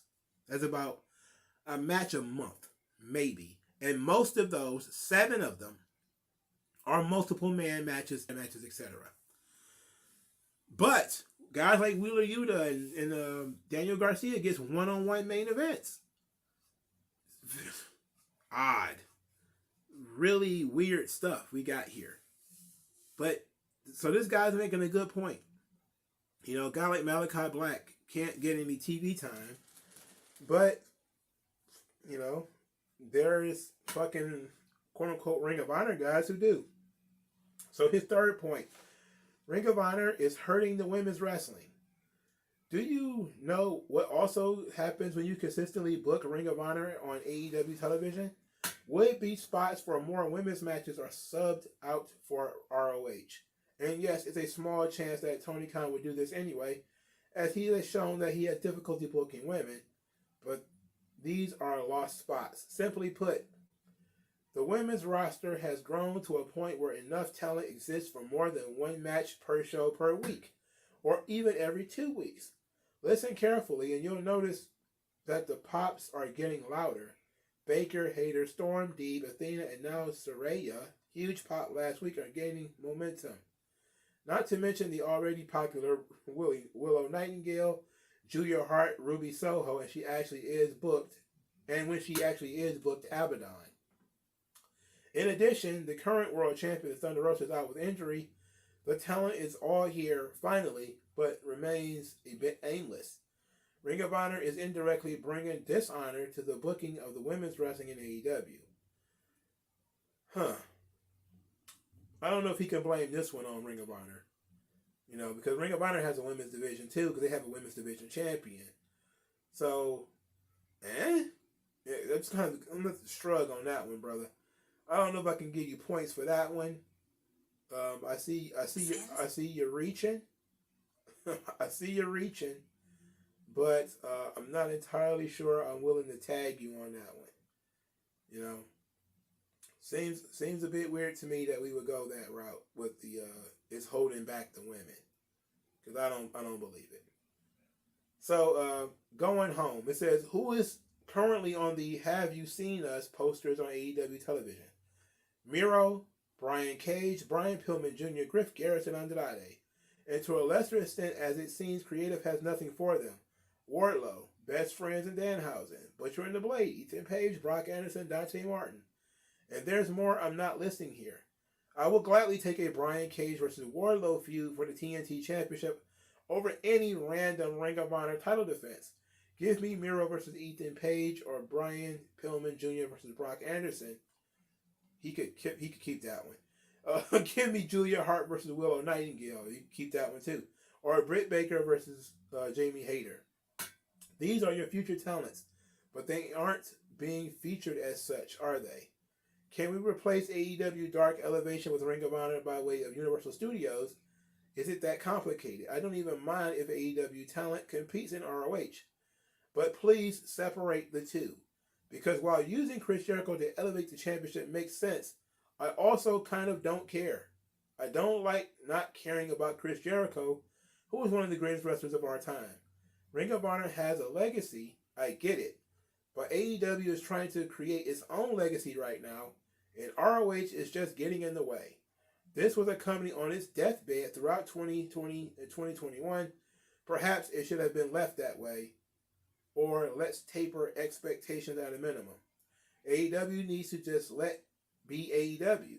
Let's leave ROH to be its own thing off AEW television. I think that's a very strong point. This was followed up almost immediately by Ryan Satin, who said the same thing. He says, I've been watching AEW since the beginning, but the ROH push has dragged the show down for me. I watched Dynamite to see AEW. Somebody said to him, that's why they put the title on Claudio and now Jericho to get interest in the Ring of Honor product. And Ryan Satin says, I think it's a big mistake to sacrifice AEW TV time for this, especially on Dynamite, when they already have multiple shows. So I think he's got a good point. You know, this was an issue when Vince was booking WCW, right? And it becomes, you know, should WCW continue to exist? And it's like, when it's very similar to what you're doing already anyway, I don't see how it could. ECW was different enough that you could use that. It was different enough. But WCW generally wasn't that different from WWE. And, you know, outside of a small niche audience, most people wouldn't have paid much attention to what the differences might have been. When you look at Ring of Honor and AEW, you could say that there's mostly similarities too. You know, the Ring of Honor television title, because, you know, AEW didn't have a TV belt, could have been interesting. The Pure title, because, you know, they don't have a Pure division, could have been interesting. But having a Ring of Honor world title, when you also have a world title, seemingly makes no sense. Because, you know, you can't have two world champions. It's the same thing WWE has, you know, with their issues. So how do you have two world champions? I know they represent different companies, but, you know, it is what it is. So I think they have a good point, you know. I get that, you know, Tony Khan is trying to show the legacy, and it says something that AEW as a company has been around for 3 years, and somehow we're treating AEW like it has achieved anything. You know, like technically they're still working off of a extension of their first deal, if I remember correctly. You know, well, I guess they got a second deal. I guess you could say it's a second TV deal. They've been around for 3 years. Why would they be using all of their television time to push another wrestling promotion, even if it's owned by the same person? It doesn't make any sense, right? Also, understand, but maybe it might be worth it. You got to think about things in the way that Al Snow said. He talked about things being a commercial, where he says, how much does it cost to advertise on SmackDown? And he gave let's give a random number, $10,000. That $10,000 will get you 30 seconds on SmackDown, right? So let's say AEW Dynamite, $10,000 per 30 seconds on Dynamite. That means if you want to be Little Caesar's Pizza, you want to have a 90-second spot on Dynamite for your commercial. That's 90 seconds. Every 30 seconds is $10,000 or $30,000. That means that the ad space on your TV, on your show, is worth $30,000 for 90 seconds. So if you got a 10-minute Ring of Honor match and your going rate is $10,000 for every 30 seconds, and now you're going to use 10 minutes of that time to promote Ring of Honor, are you hoping that you're going to make that money back? That's how you're looking at it. So what kind of contract are you looking at? A similar contract to the one Dynamite has or Rampage has? That would be the only way you would look at it and say that the money spent is worth it. You know, is if you can get a similar deal, you know, as far as TV money for Ring of Honor. But there's no guarantee that you would. There's no guarantee that could even be possible. So, interesting. What do you guys think? Let's go into the comment section. Darren Miles, would you compare Vince McMahon to Antonio Inoki as far as dreaming big? Nah, I think once Vince has a conqueror's mindset. Antonio Inoki really didn't. You know, Antonio Inoki, at the time when he formed New Japan, he already knew it was secondary to All Japan. He just wanted to make it as different as he possibly could. You know? And then he just had this dream of, you know, worked MMA, which makes... Look, you can work MMA. Everybody's seen you do it. Ain't no pride existed. But Vince had this whole thing about going national. And then it went from being national to international. then to global. You know, then it was like trying to be full monopoly, the only wrestling promotion in some places. Like, that's completely different. 'Cause I don't think Inoki ever would have thought about that. I think he just kind of was like a guy who was into martial arts and a country that's into martial arts, thinking we can have martial arts without people getting seriously hurt. You know, so it's really weird. Dop says, wasn't Dante Martin another young boy they pushed too hard? Yeah, and then they gave up on him, right? Eric Mack, what happened to Mandy Leon and Angelina Love? I don't know what happened to Mandy Leon, but Angelina Love is in NWA. Eric Mack, Brian Pillman should have went to NXT after he got buried. Yeah, he certainly should have went to NXT probably right after he got that damn MLW release, which he fought very hard to get. Darren Miles said they need to change Rampage into ROH. They need to get rid of Dark Elevation. Like, who cares? You know, just do Ring of Honor. Eric Mack said change Rampage to ROH and then move it to Adult Swim. I don't think they'll have that kind of control. You know what would be a nice little spot for them to land if they could get it? MTV. They should. I don't know why there's not more wrestling on MTV. You're right in the sweet spot of what the demographic is, and it's cheap programming. You know, I would always be pitching to MTV. You know, it's the 18 to 49s in MTV skew so young. I'm talking super young, but before 25. That's a college crowd right there. The MTV crowd.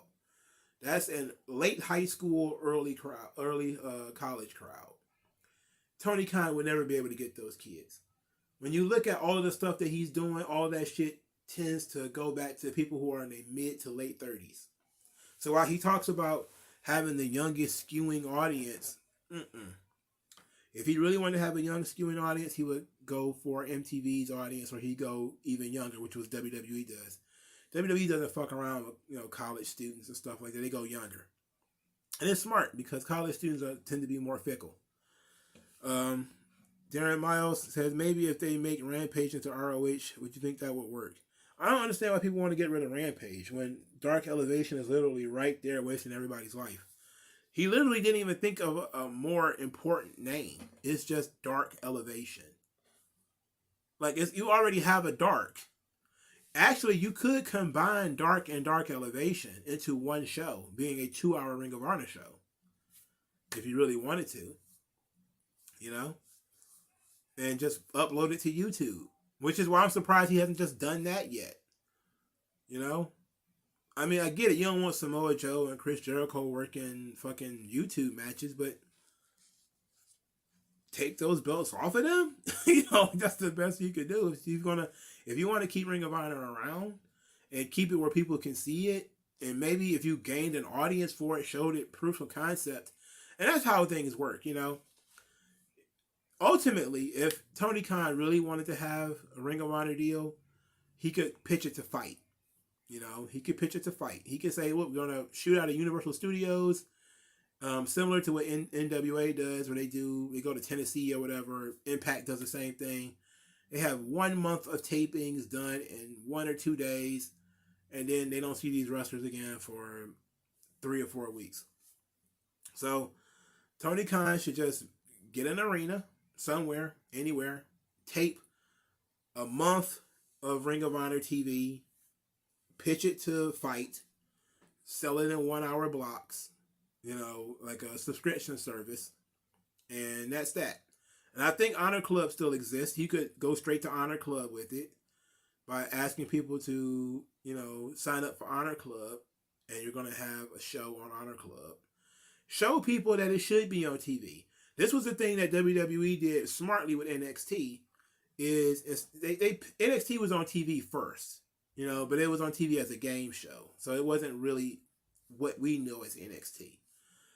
But once they reformatted NXT and it became,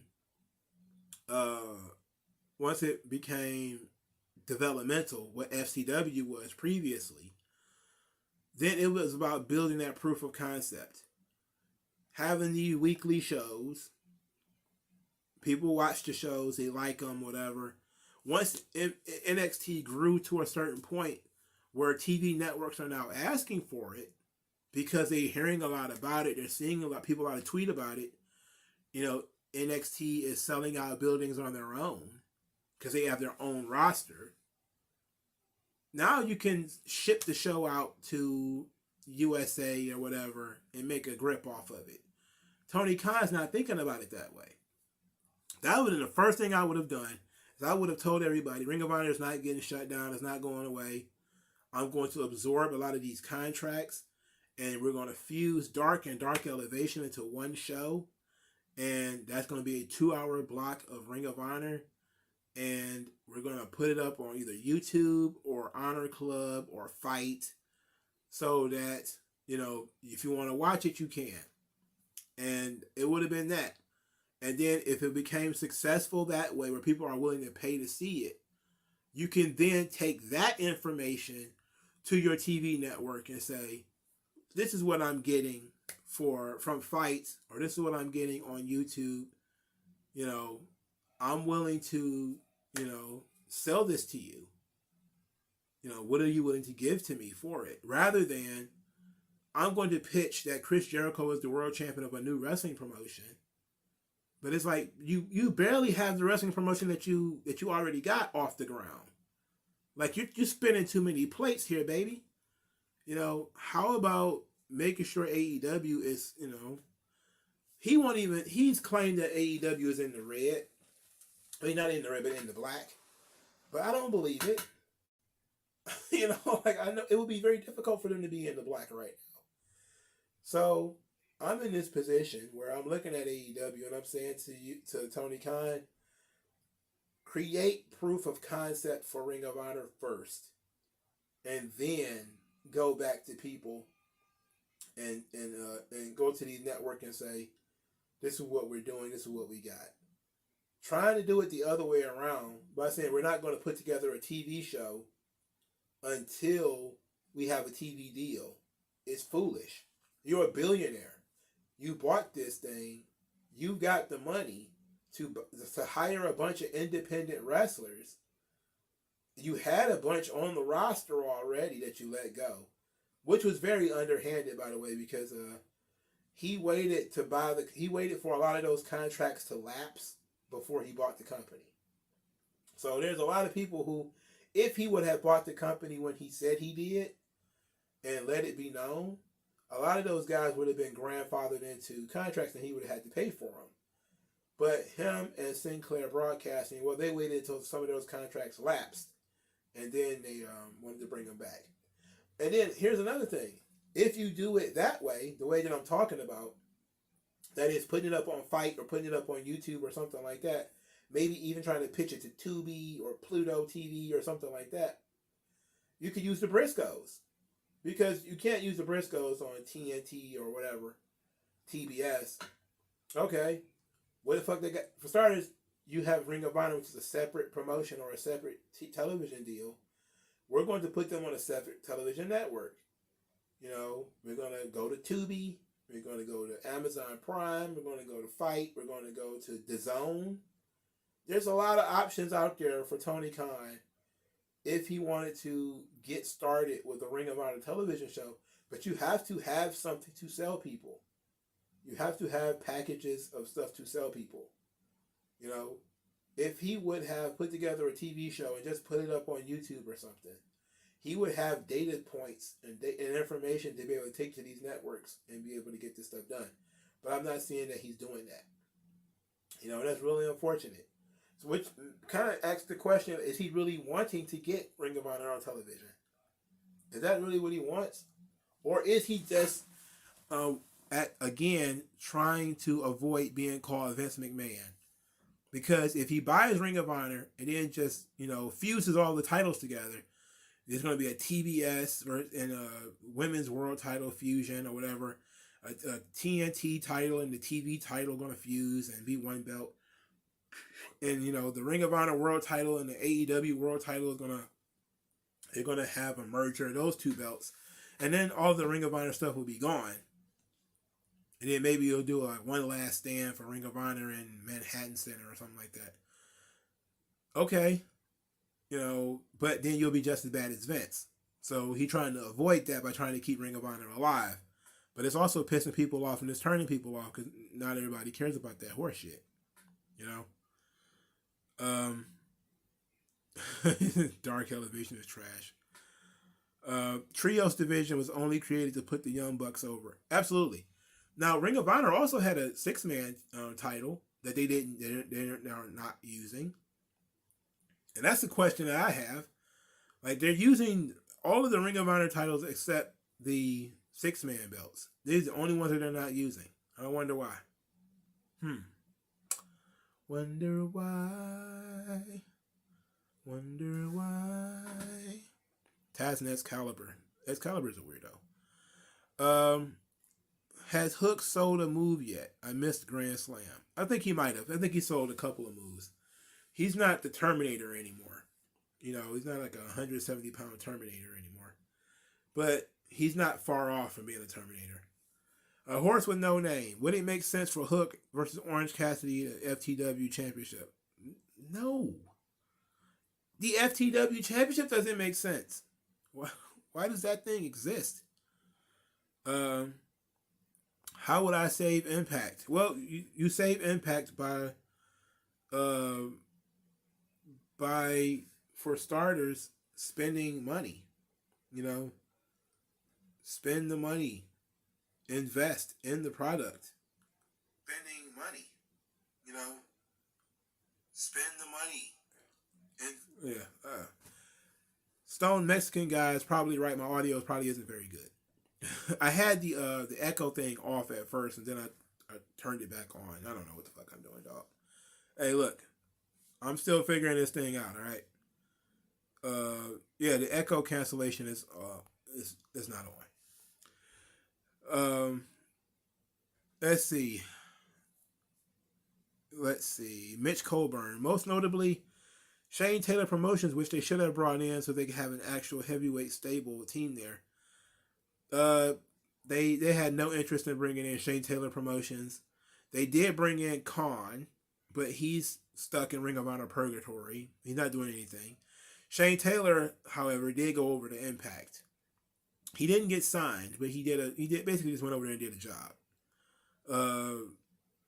Maybe I've never been. My whole thing with Shane Taylor is he's one of those guys that he really got to get his body together. I mean, he really looks like a giant toddler. I'm talking like just too much flesh. Shane Taylor, please tighten it up, brother. Look more like a professional athlete. Or get better gear. Maybe the singlet doesn't work for you. Maybe the singlet just isn't working for you. Hook isn't threatening. He looks like an anime dork. Well, that is true.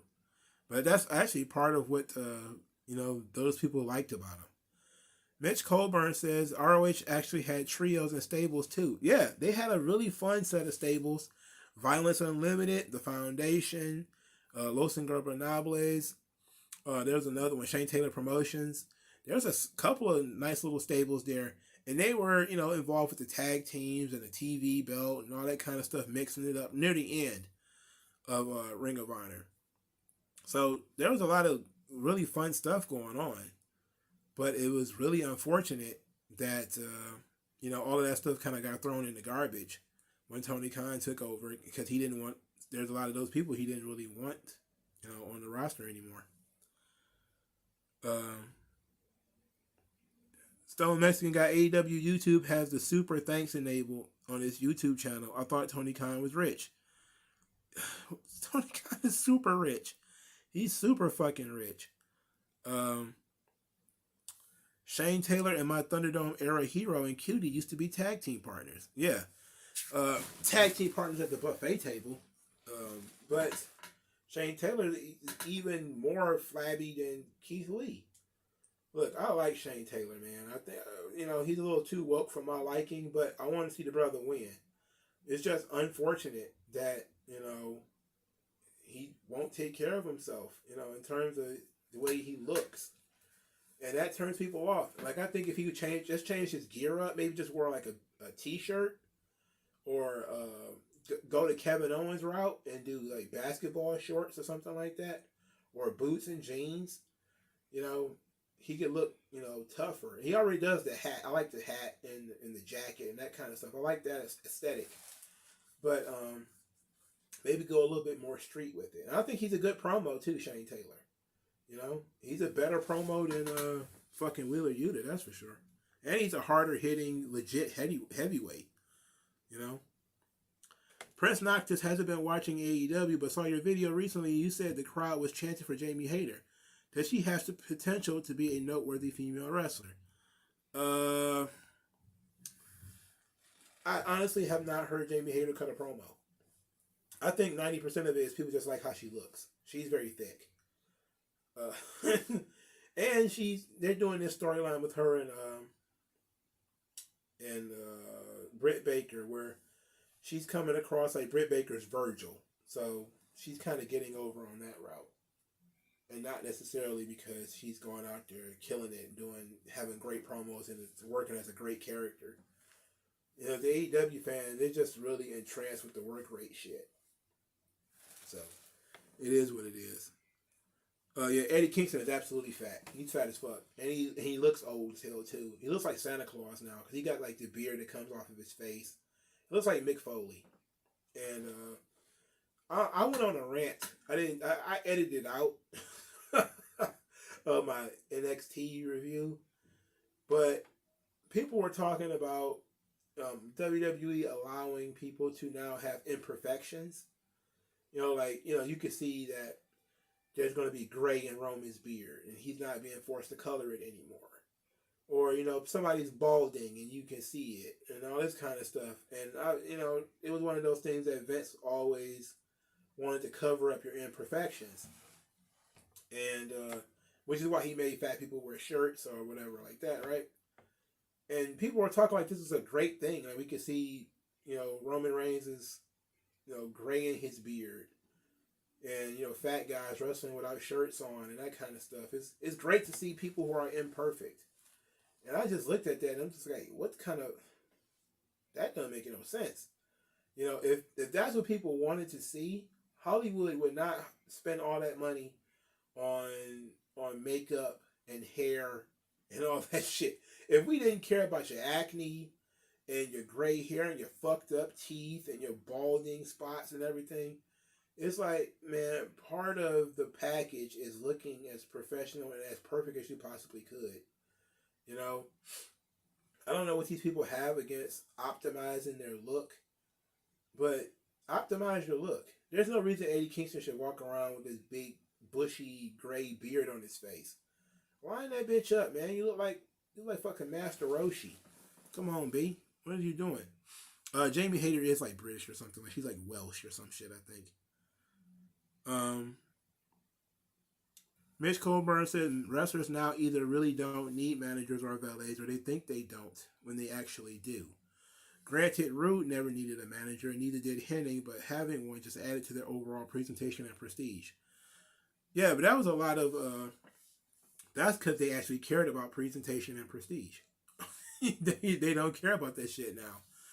And plus, I think a lot of wrestling promotions have shied away from managers because they don't want to have to pay two people to do the job. Why? And that's a Vince thing. Why pay two people when you can only pay one? But let's get ready to close this thing out because I want to talk about this Aaron Rotowski series of tweets that is outright unhinged. Aaron Rotowski says, quote, "I've been very clear about this. I don't want WWE to exist anymore. I want the masters burned and the trademarks to lapse. So I really don't care what the moral stance on contracts would be.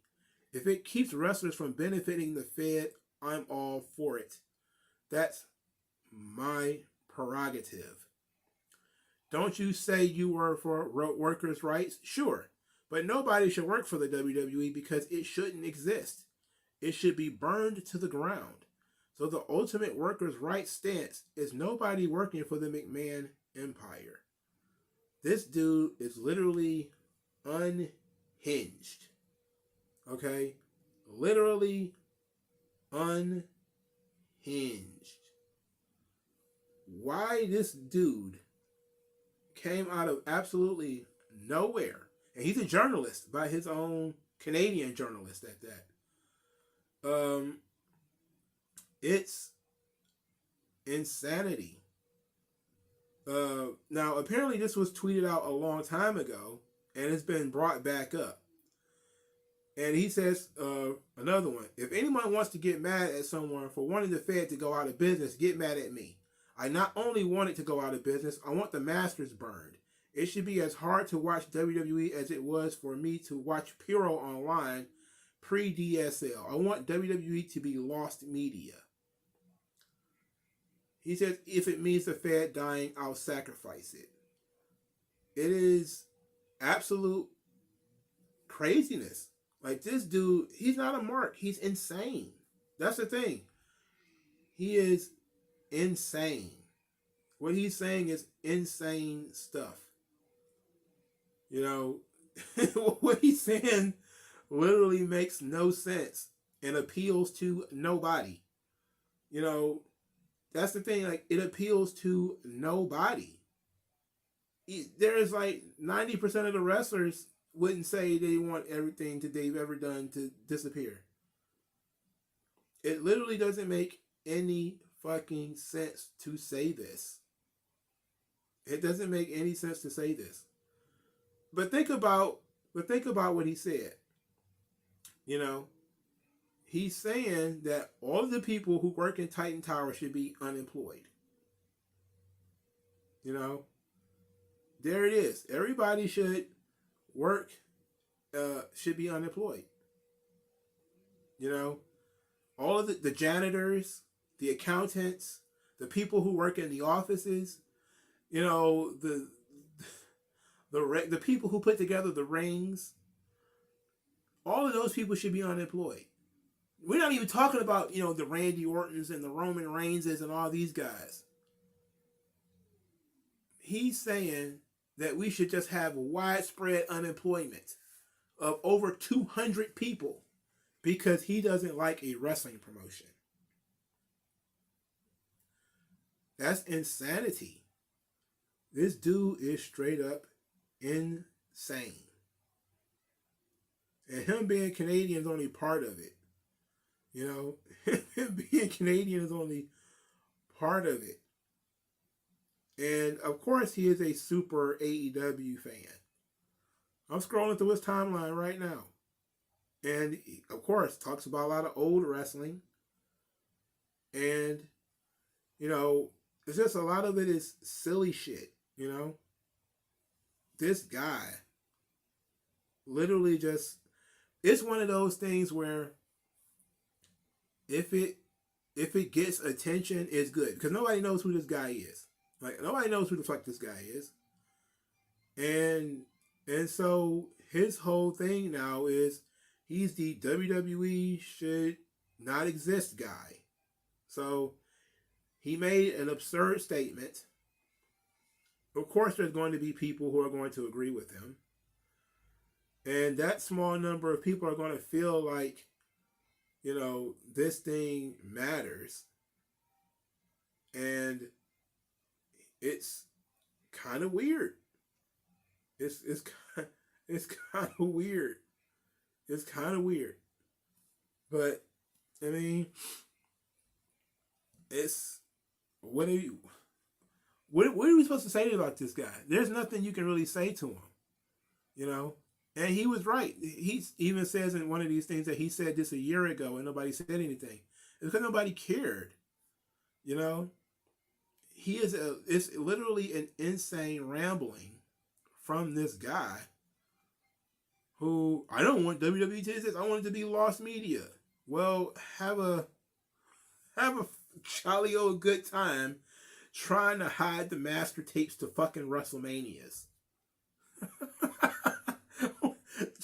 Good luck trying to find where in a modern world where everything is being recorded, something that 60,000 people saw live, and 100,000 people either watched on television or paid to see it on pay-per-view, all of a sudden it's going to be lost media. That doesn't make any sense.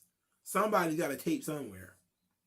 But because how dare WWE be mass marketed and be easy for me to find, and my goofy Puro wrestling be something I have to sneak across the ocean in a boat.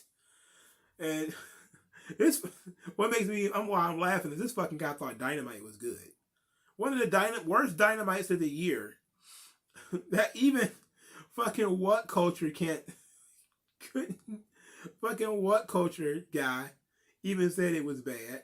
And this dude is like, oh yeah, but it was still pretty good. This is that tribalism that we talk about here, right? You know, this is that insane tribalism. Why would anybody? I don't even want, I don't want Ring of Honor or anything to not exist, because that means that there's fewer jobs for the wrestlers. Why would I want fewer jobs for the wrestlers? I should want more jobs for the wrestlers. You know? So it's weird. If you actually cared about wrestling, you would want more jobs for the wrestlers. You wouldn't be asking for fewer jobs for the wrestlers. If you think that somebody could have better jobs for the wrestlers, then ask for better jobs. You know? So, I mean, it is what it is. But it was very, very bizarre to see this guy say this. And I'm not at all surprised that, this is what he thinks. And, of course, it's a guy who doesn't care about anything and thinks everybody's a racist and everybody's a sexist and everybody's a rapist and all this other horse shit. It's like, it's got to be exhausting to be this fucking guy. Imagine living in this guy's brain. I would be exhausted if I had this sort of attitude about anything. I hate very little as much as this guy hates WWE, and it's embarrassing for him. It's almost a Nazi-like dislike. I hate something, therefore it should not exist. And we should destroy even the history of it. Like, wow. You want to even destroy the history of it? You want it to have never existed. It's... How old is the guy? I don't even care how old he is. He's got to be at least in his 20s and 30s. You know? He talked about tape trading. So you talk about a guy who's probably in his 30s. You know? And here it is. You know?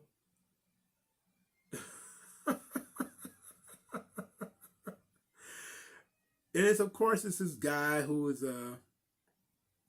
it's political for him, right? Workers' rights. Workers' rights. All the workers who are going to be out of business, they deserve their rights. Except for all of the guys who are not going to have jobs because WWE is not going to exist in your world. All of those people, they don't get to exist. So that means the houses that they've bought, the food that they paid for, the cars that they drive, all paid for out of McMahon's pocket. All of that stuff should just dry up because some guy don't like a wrestling show. Just think about that. It's not Goobert 316. That's the same for so many people. WWE is literally like the Walmart of pro wrestling. I've said this 100 times. It's the McDonald's. You're not going to love it. It's not going to be for everybody. It's mass marketed. It's mostly baby's first wrestling show. Most people are going to watch it. They may like it. They may not like it. They may move on. They may move on to Puro, to hardcore wrestling, to more indie stuff, whatever. But they usually get into it because WWE is always on television. But I don't even want to go that route. Like, what's up with all the fans? And it's an absolute nightmare for this guy to think that. Because I'm not even thinking about what about Roman? What about Randy? They'll go to other wrestling companies. They'll be fine. What about the ring crew? What about the janitors? What about the people who live in and around Stanford? What about all of the people who are putting together the tapes to, that they scrub the tapes and everything to put up on the network? What about all of those people? What about all the trainers? What about all the recruits who want to be wrestlers? All the recruits who want to be referees or commentators or managers or whatever that they're constantly training. You're talking about over 200 people should all lose their main source of income because you don't like a wrestling show. Or you don't like the people who run it, or whatever the case may be. This is what I mean by these folks. There is definitely something amiss with these people. That dude is insane. Okay? He's insane. It's weird to take opportunities away from people, take livelihoods away from people. I've never even said no shit like that. I, at worst, would say, man, it's not looking too good. Like when I'm talking about Impact, right? I talk about Impact. I say, well, it's not looking good. I don't want Impact to die. I'm just saying it's not looking too good. And plus, I already know if one thing dies, most things, it'll just find an opportunity. It'll just, another thing will come. As Impact started to die out, you started seeing more wrestling promotions pop up. Because they started kind of eating Impact alive. That's kind of how it works. WWE loses a lot of talent, but they have a strong enough core of talent that they usually get by with just John Cena and Randy Orton, Triple H, whatever, Undertaker. But all the other guys, all the B stars, they come and they go. The Lashleys, the McIntyres, the Kurt Angles. Those guys, they come and they go. But usually the core guys, the Cenas and the Romans, those guys are there for years and years and years. And they create a level of permanence that the fans actually enjoy and actually like. While other wrestling promotions seem to be a lot more transitory. You have a top guy in Ring of Honor for a couple of years and then he goes to TNA. He's there for a little while, then he goes to WWE. And he's there for a little while, then he comes back to Ring of Honor or back to the Independents or whatever, to Dragon Gate. To Evolve, he goes over to New Japan or whatever. That's a typical journeyman wrestler's career. Why would you deny a wrestler who is struggling? The old story that Keith Lee had, right? Like, talking about sleeping in his car. Like, he struggled to get to the WWE. Where he could have a little bit more financial stability. Yeah, he ended up getting cut and getting fired or whatever. But he was on that roster for a while, making some decent to good money. And for some people, some of them, it'll be the highest paid wrestling gig they'll ever have. It's working in WWE. Now some guys can know how to use that to make more money. Some guys know how to use that to make more money. Like Matt Cardona could be one of those guys. There have been a couple of other guys who managed to do it. But for a lot of wrestlers, their highest paid job is going to be a WWE job. It gets them one step closer to working at WrestleMania. Being seen in front of 60, 70, 80,000 people or whatever. Millions on TV. If you really want to think about the insanity of it. Think about the children that you want to steal from. You got your Rock, your Austin, your Hulk Hogan, your Ultimate Warrior. And then you got 30 or 40 years old, got bitter, got upset, and then decided nobody else should have that either. You got your foot in the door. You got your big WrestleManias that you got to watch with your friends. You got to wear your t-shirts to school and crotch chop and give people the middle finger and give people the stunner. You got to do all that shit. And then you grew up and decided Hulk Hogan's a racist and Vince McMahon is a rapist and everybody sucks. Now I want it to go away so the other kids who was enjoying John Cena and Randy Orton and all them people, that it shouldn't exist anymore. We're going to take it from them. You're insane. You're a crazy motherfucker. It's literally that simple. It's peak narcissism that you think some nonsense that you came up with should happen. And then it's crazy that so many people agreed with it. That's the thing. That's why I like being on Twitter. You know, that's why I like being on Twitter. It's not that people can dump pure garbage at you all day. That part I can do without. But I'm always intrigued at how many people agree with the human garbage takes that these people have. You know, I'm very interested in that. All right. Is there any other subjects we should be discussing before we wrap this thing up? Let me know. You got about 40 seconds. Let's see what we got here. Prince Noctis says, sounds like a big jabroni. Who's a big jabroni? Oh, that Aaron Ratowski guy. Yeah, he's a nutcase. He's a nutcase, bro.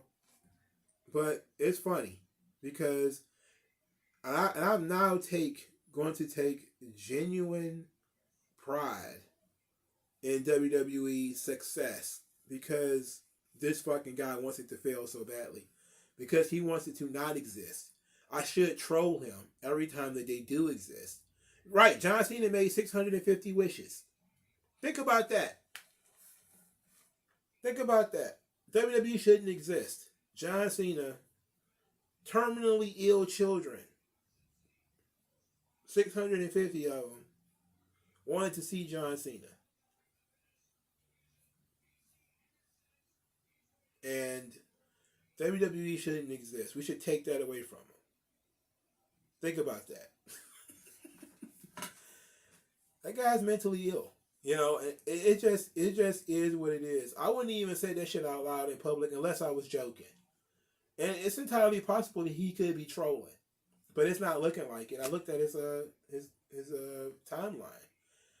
He is an obsessive tribalist AEW fan who has a large following because he's a Canadian wrestling journalist, or at least a Canadian journalist. I don't know if he's a wrestling journalist, but he might be.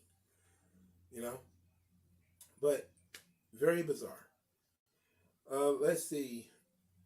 AEW Botches is saying that this week's Dynamite was the worst 10 minutes ever. The worst 10 minutes. It says the worst opening 10 minutes of any wrestling promotion in the last 10 years. Holy shit, that can't be true. Is it true? Let's see.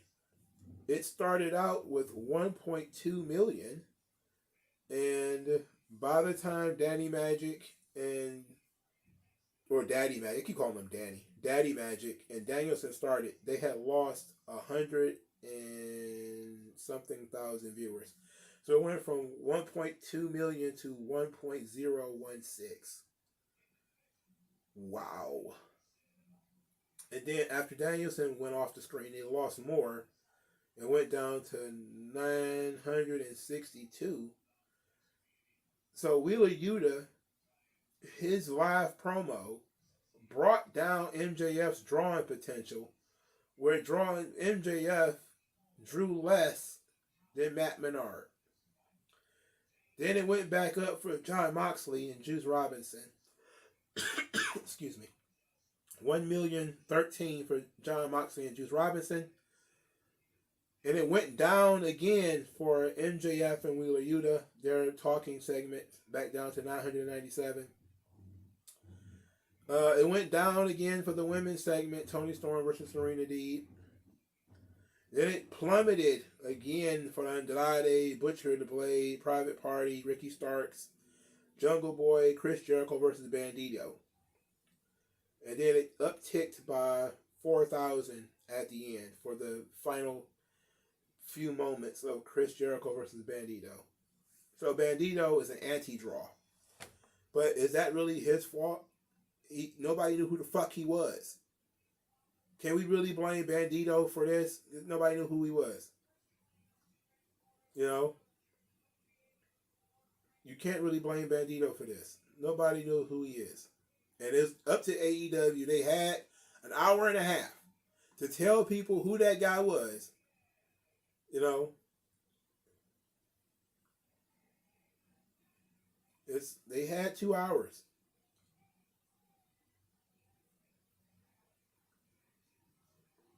It's AEW's fault for not showcasing the talent properly and getting them over early. It's unfortunate, you know, but yeah, Prune Juice Robinson. Rock hard. Ugh, he sucks so bad. He's the shits.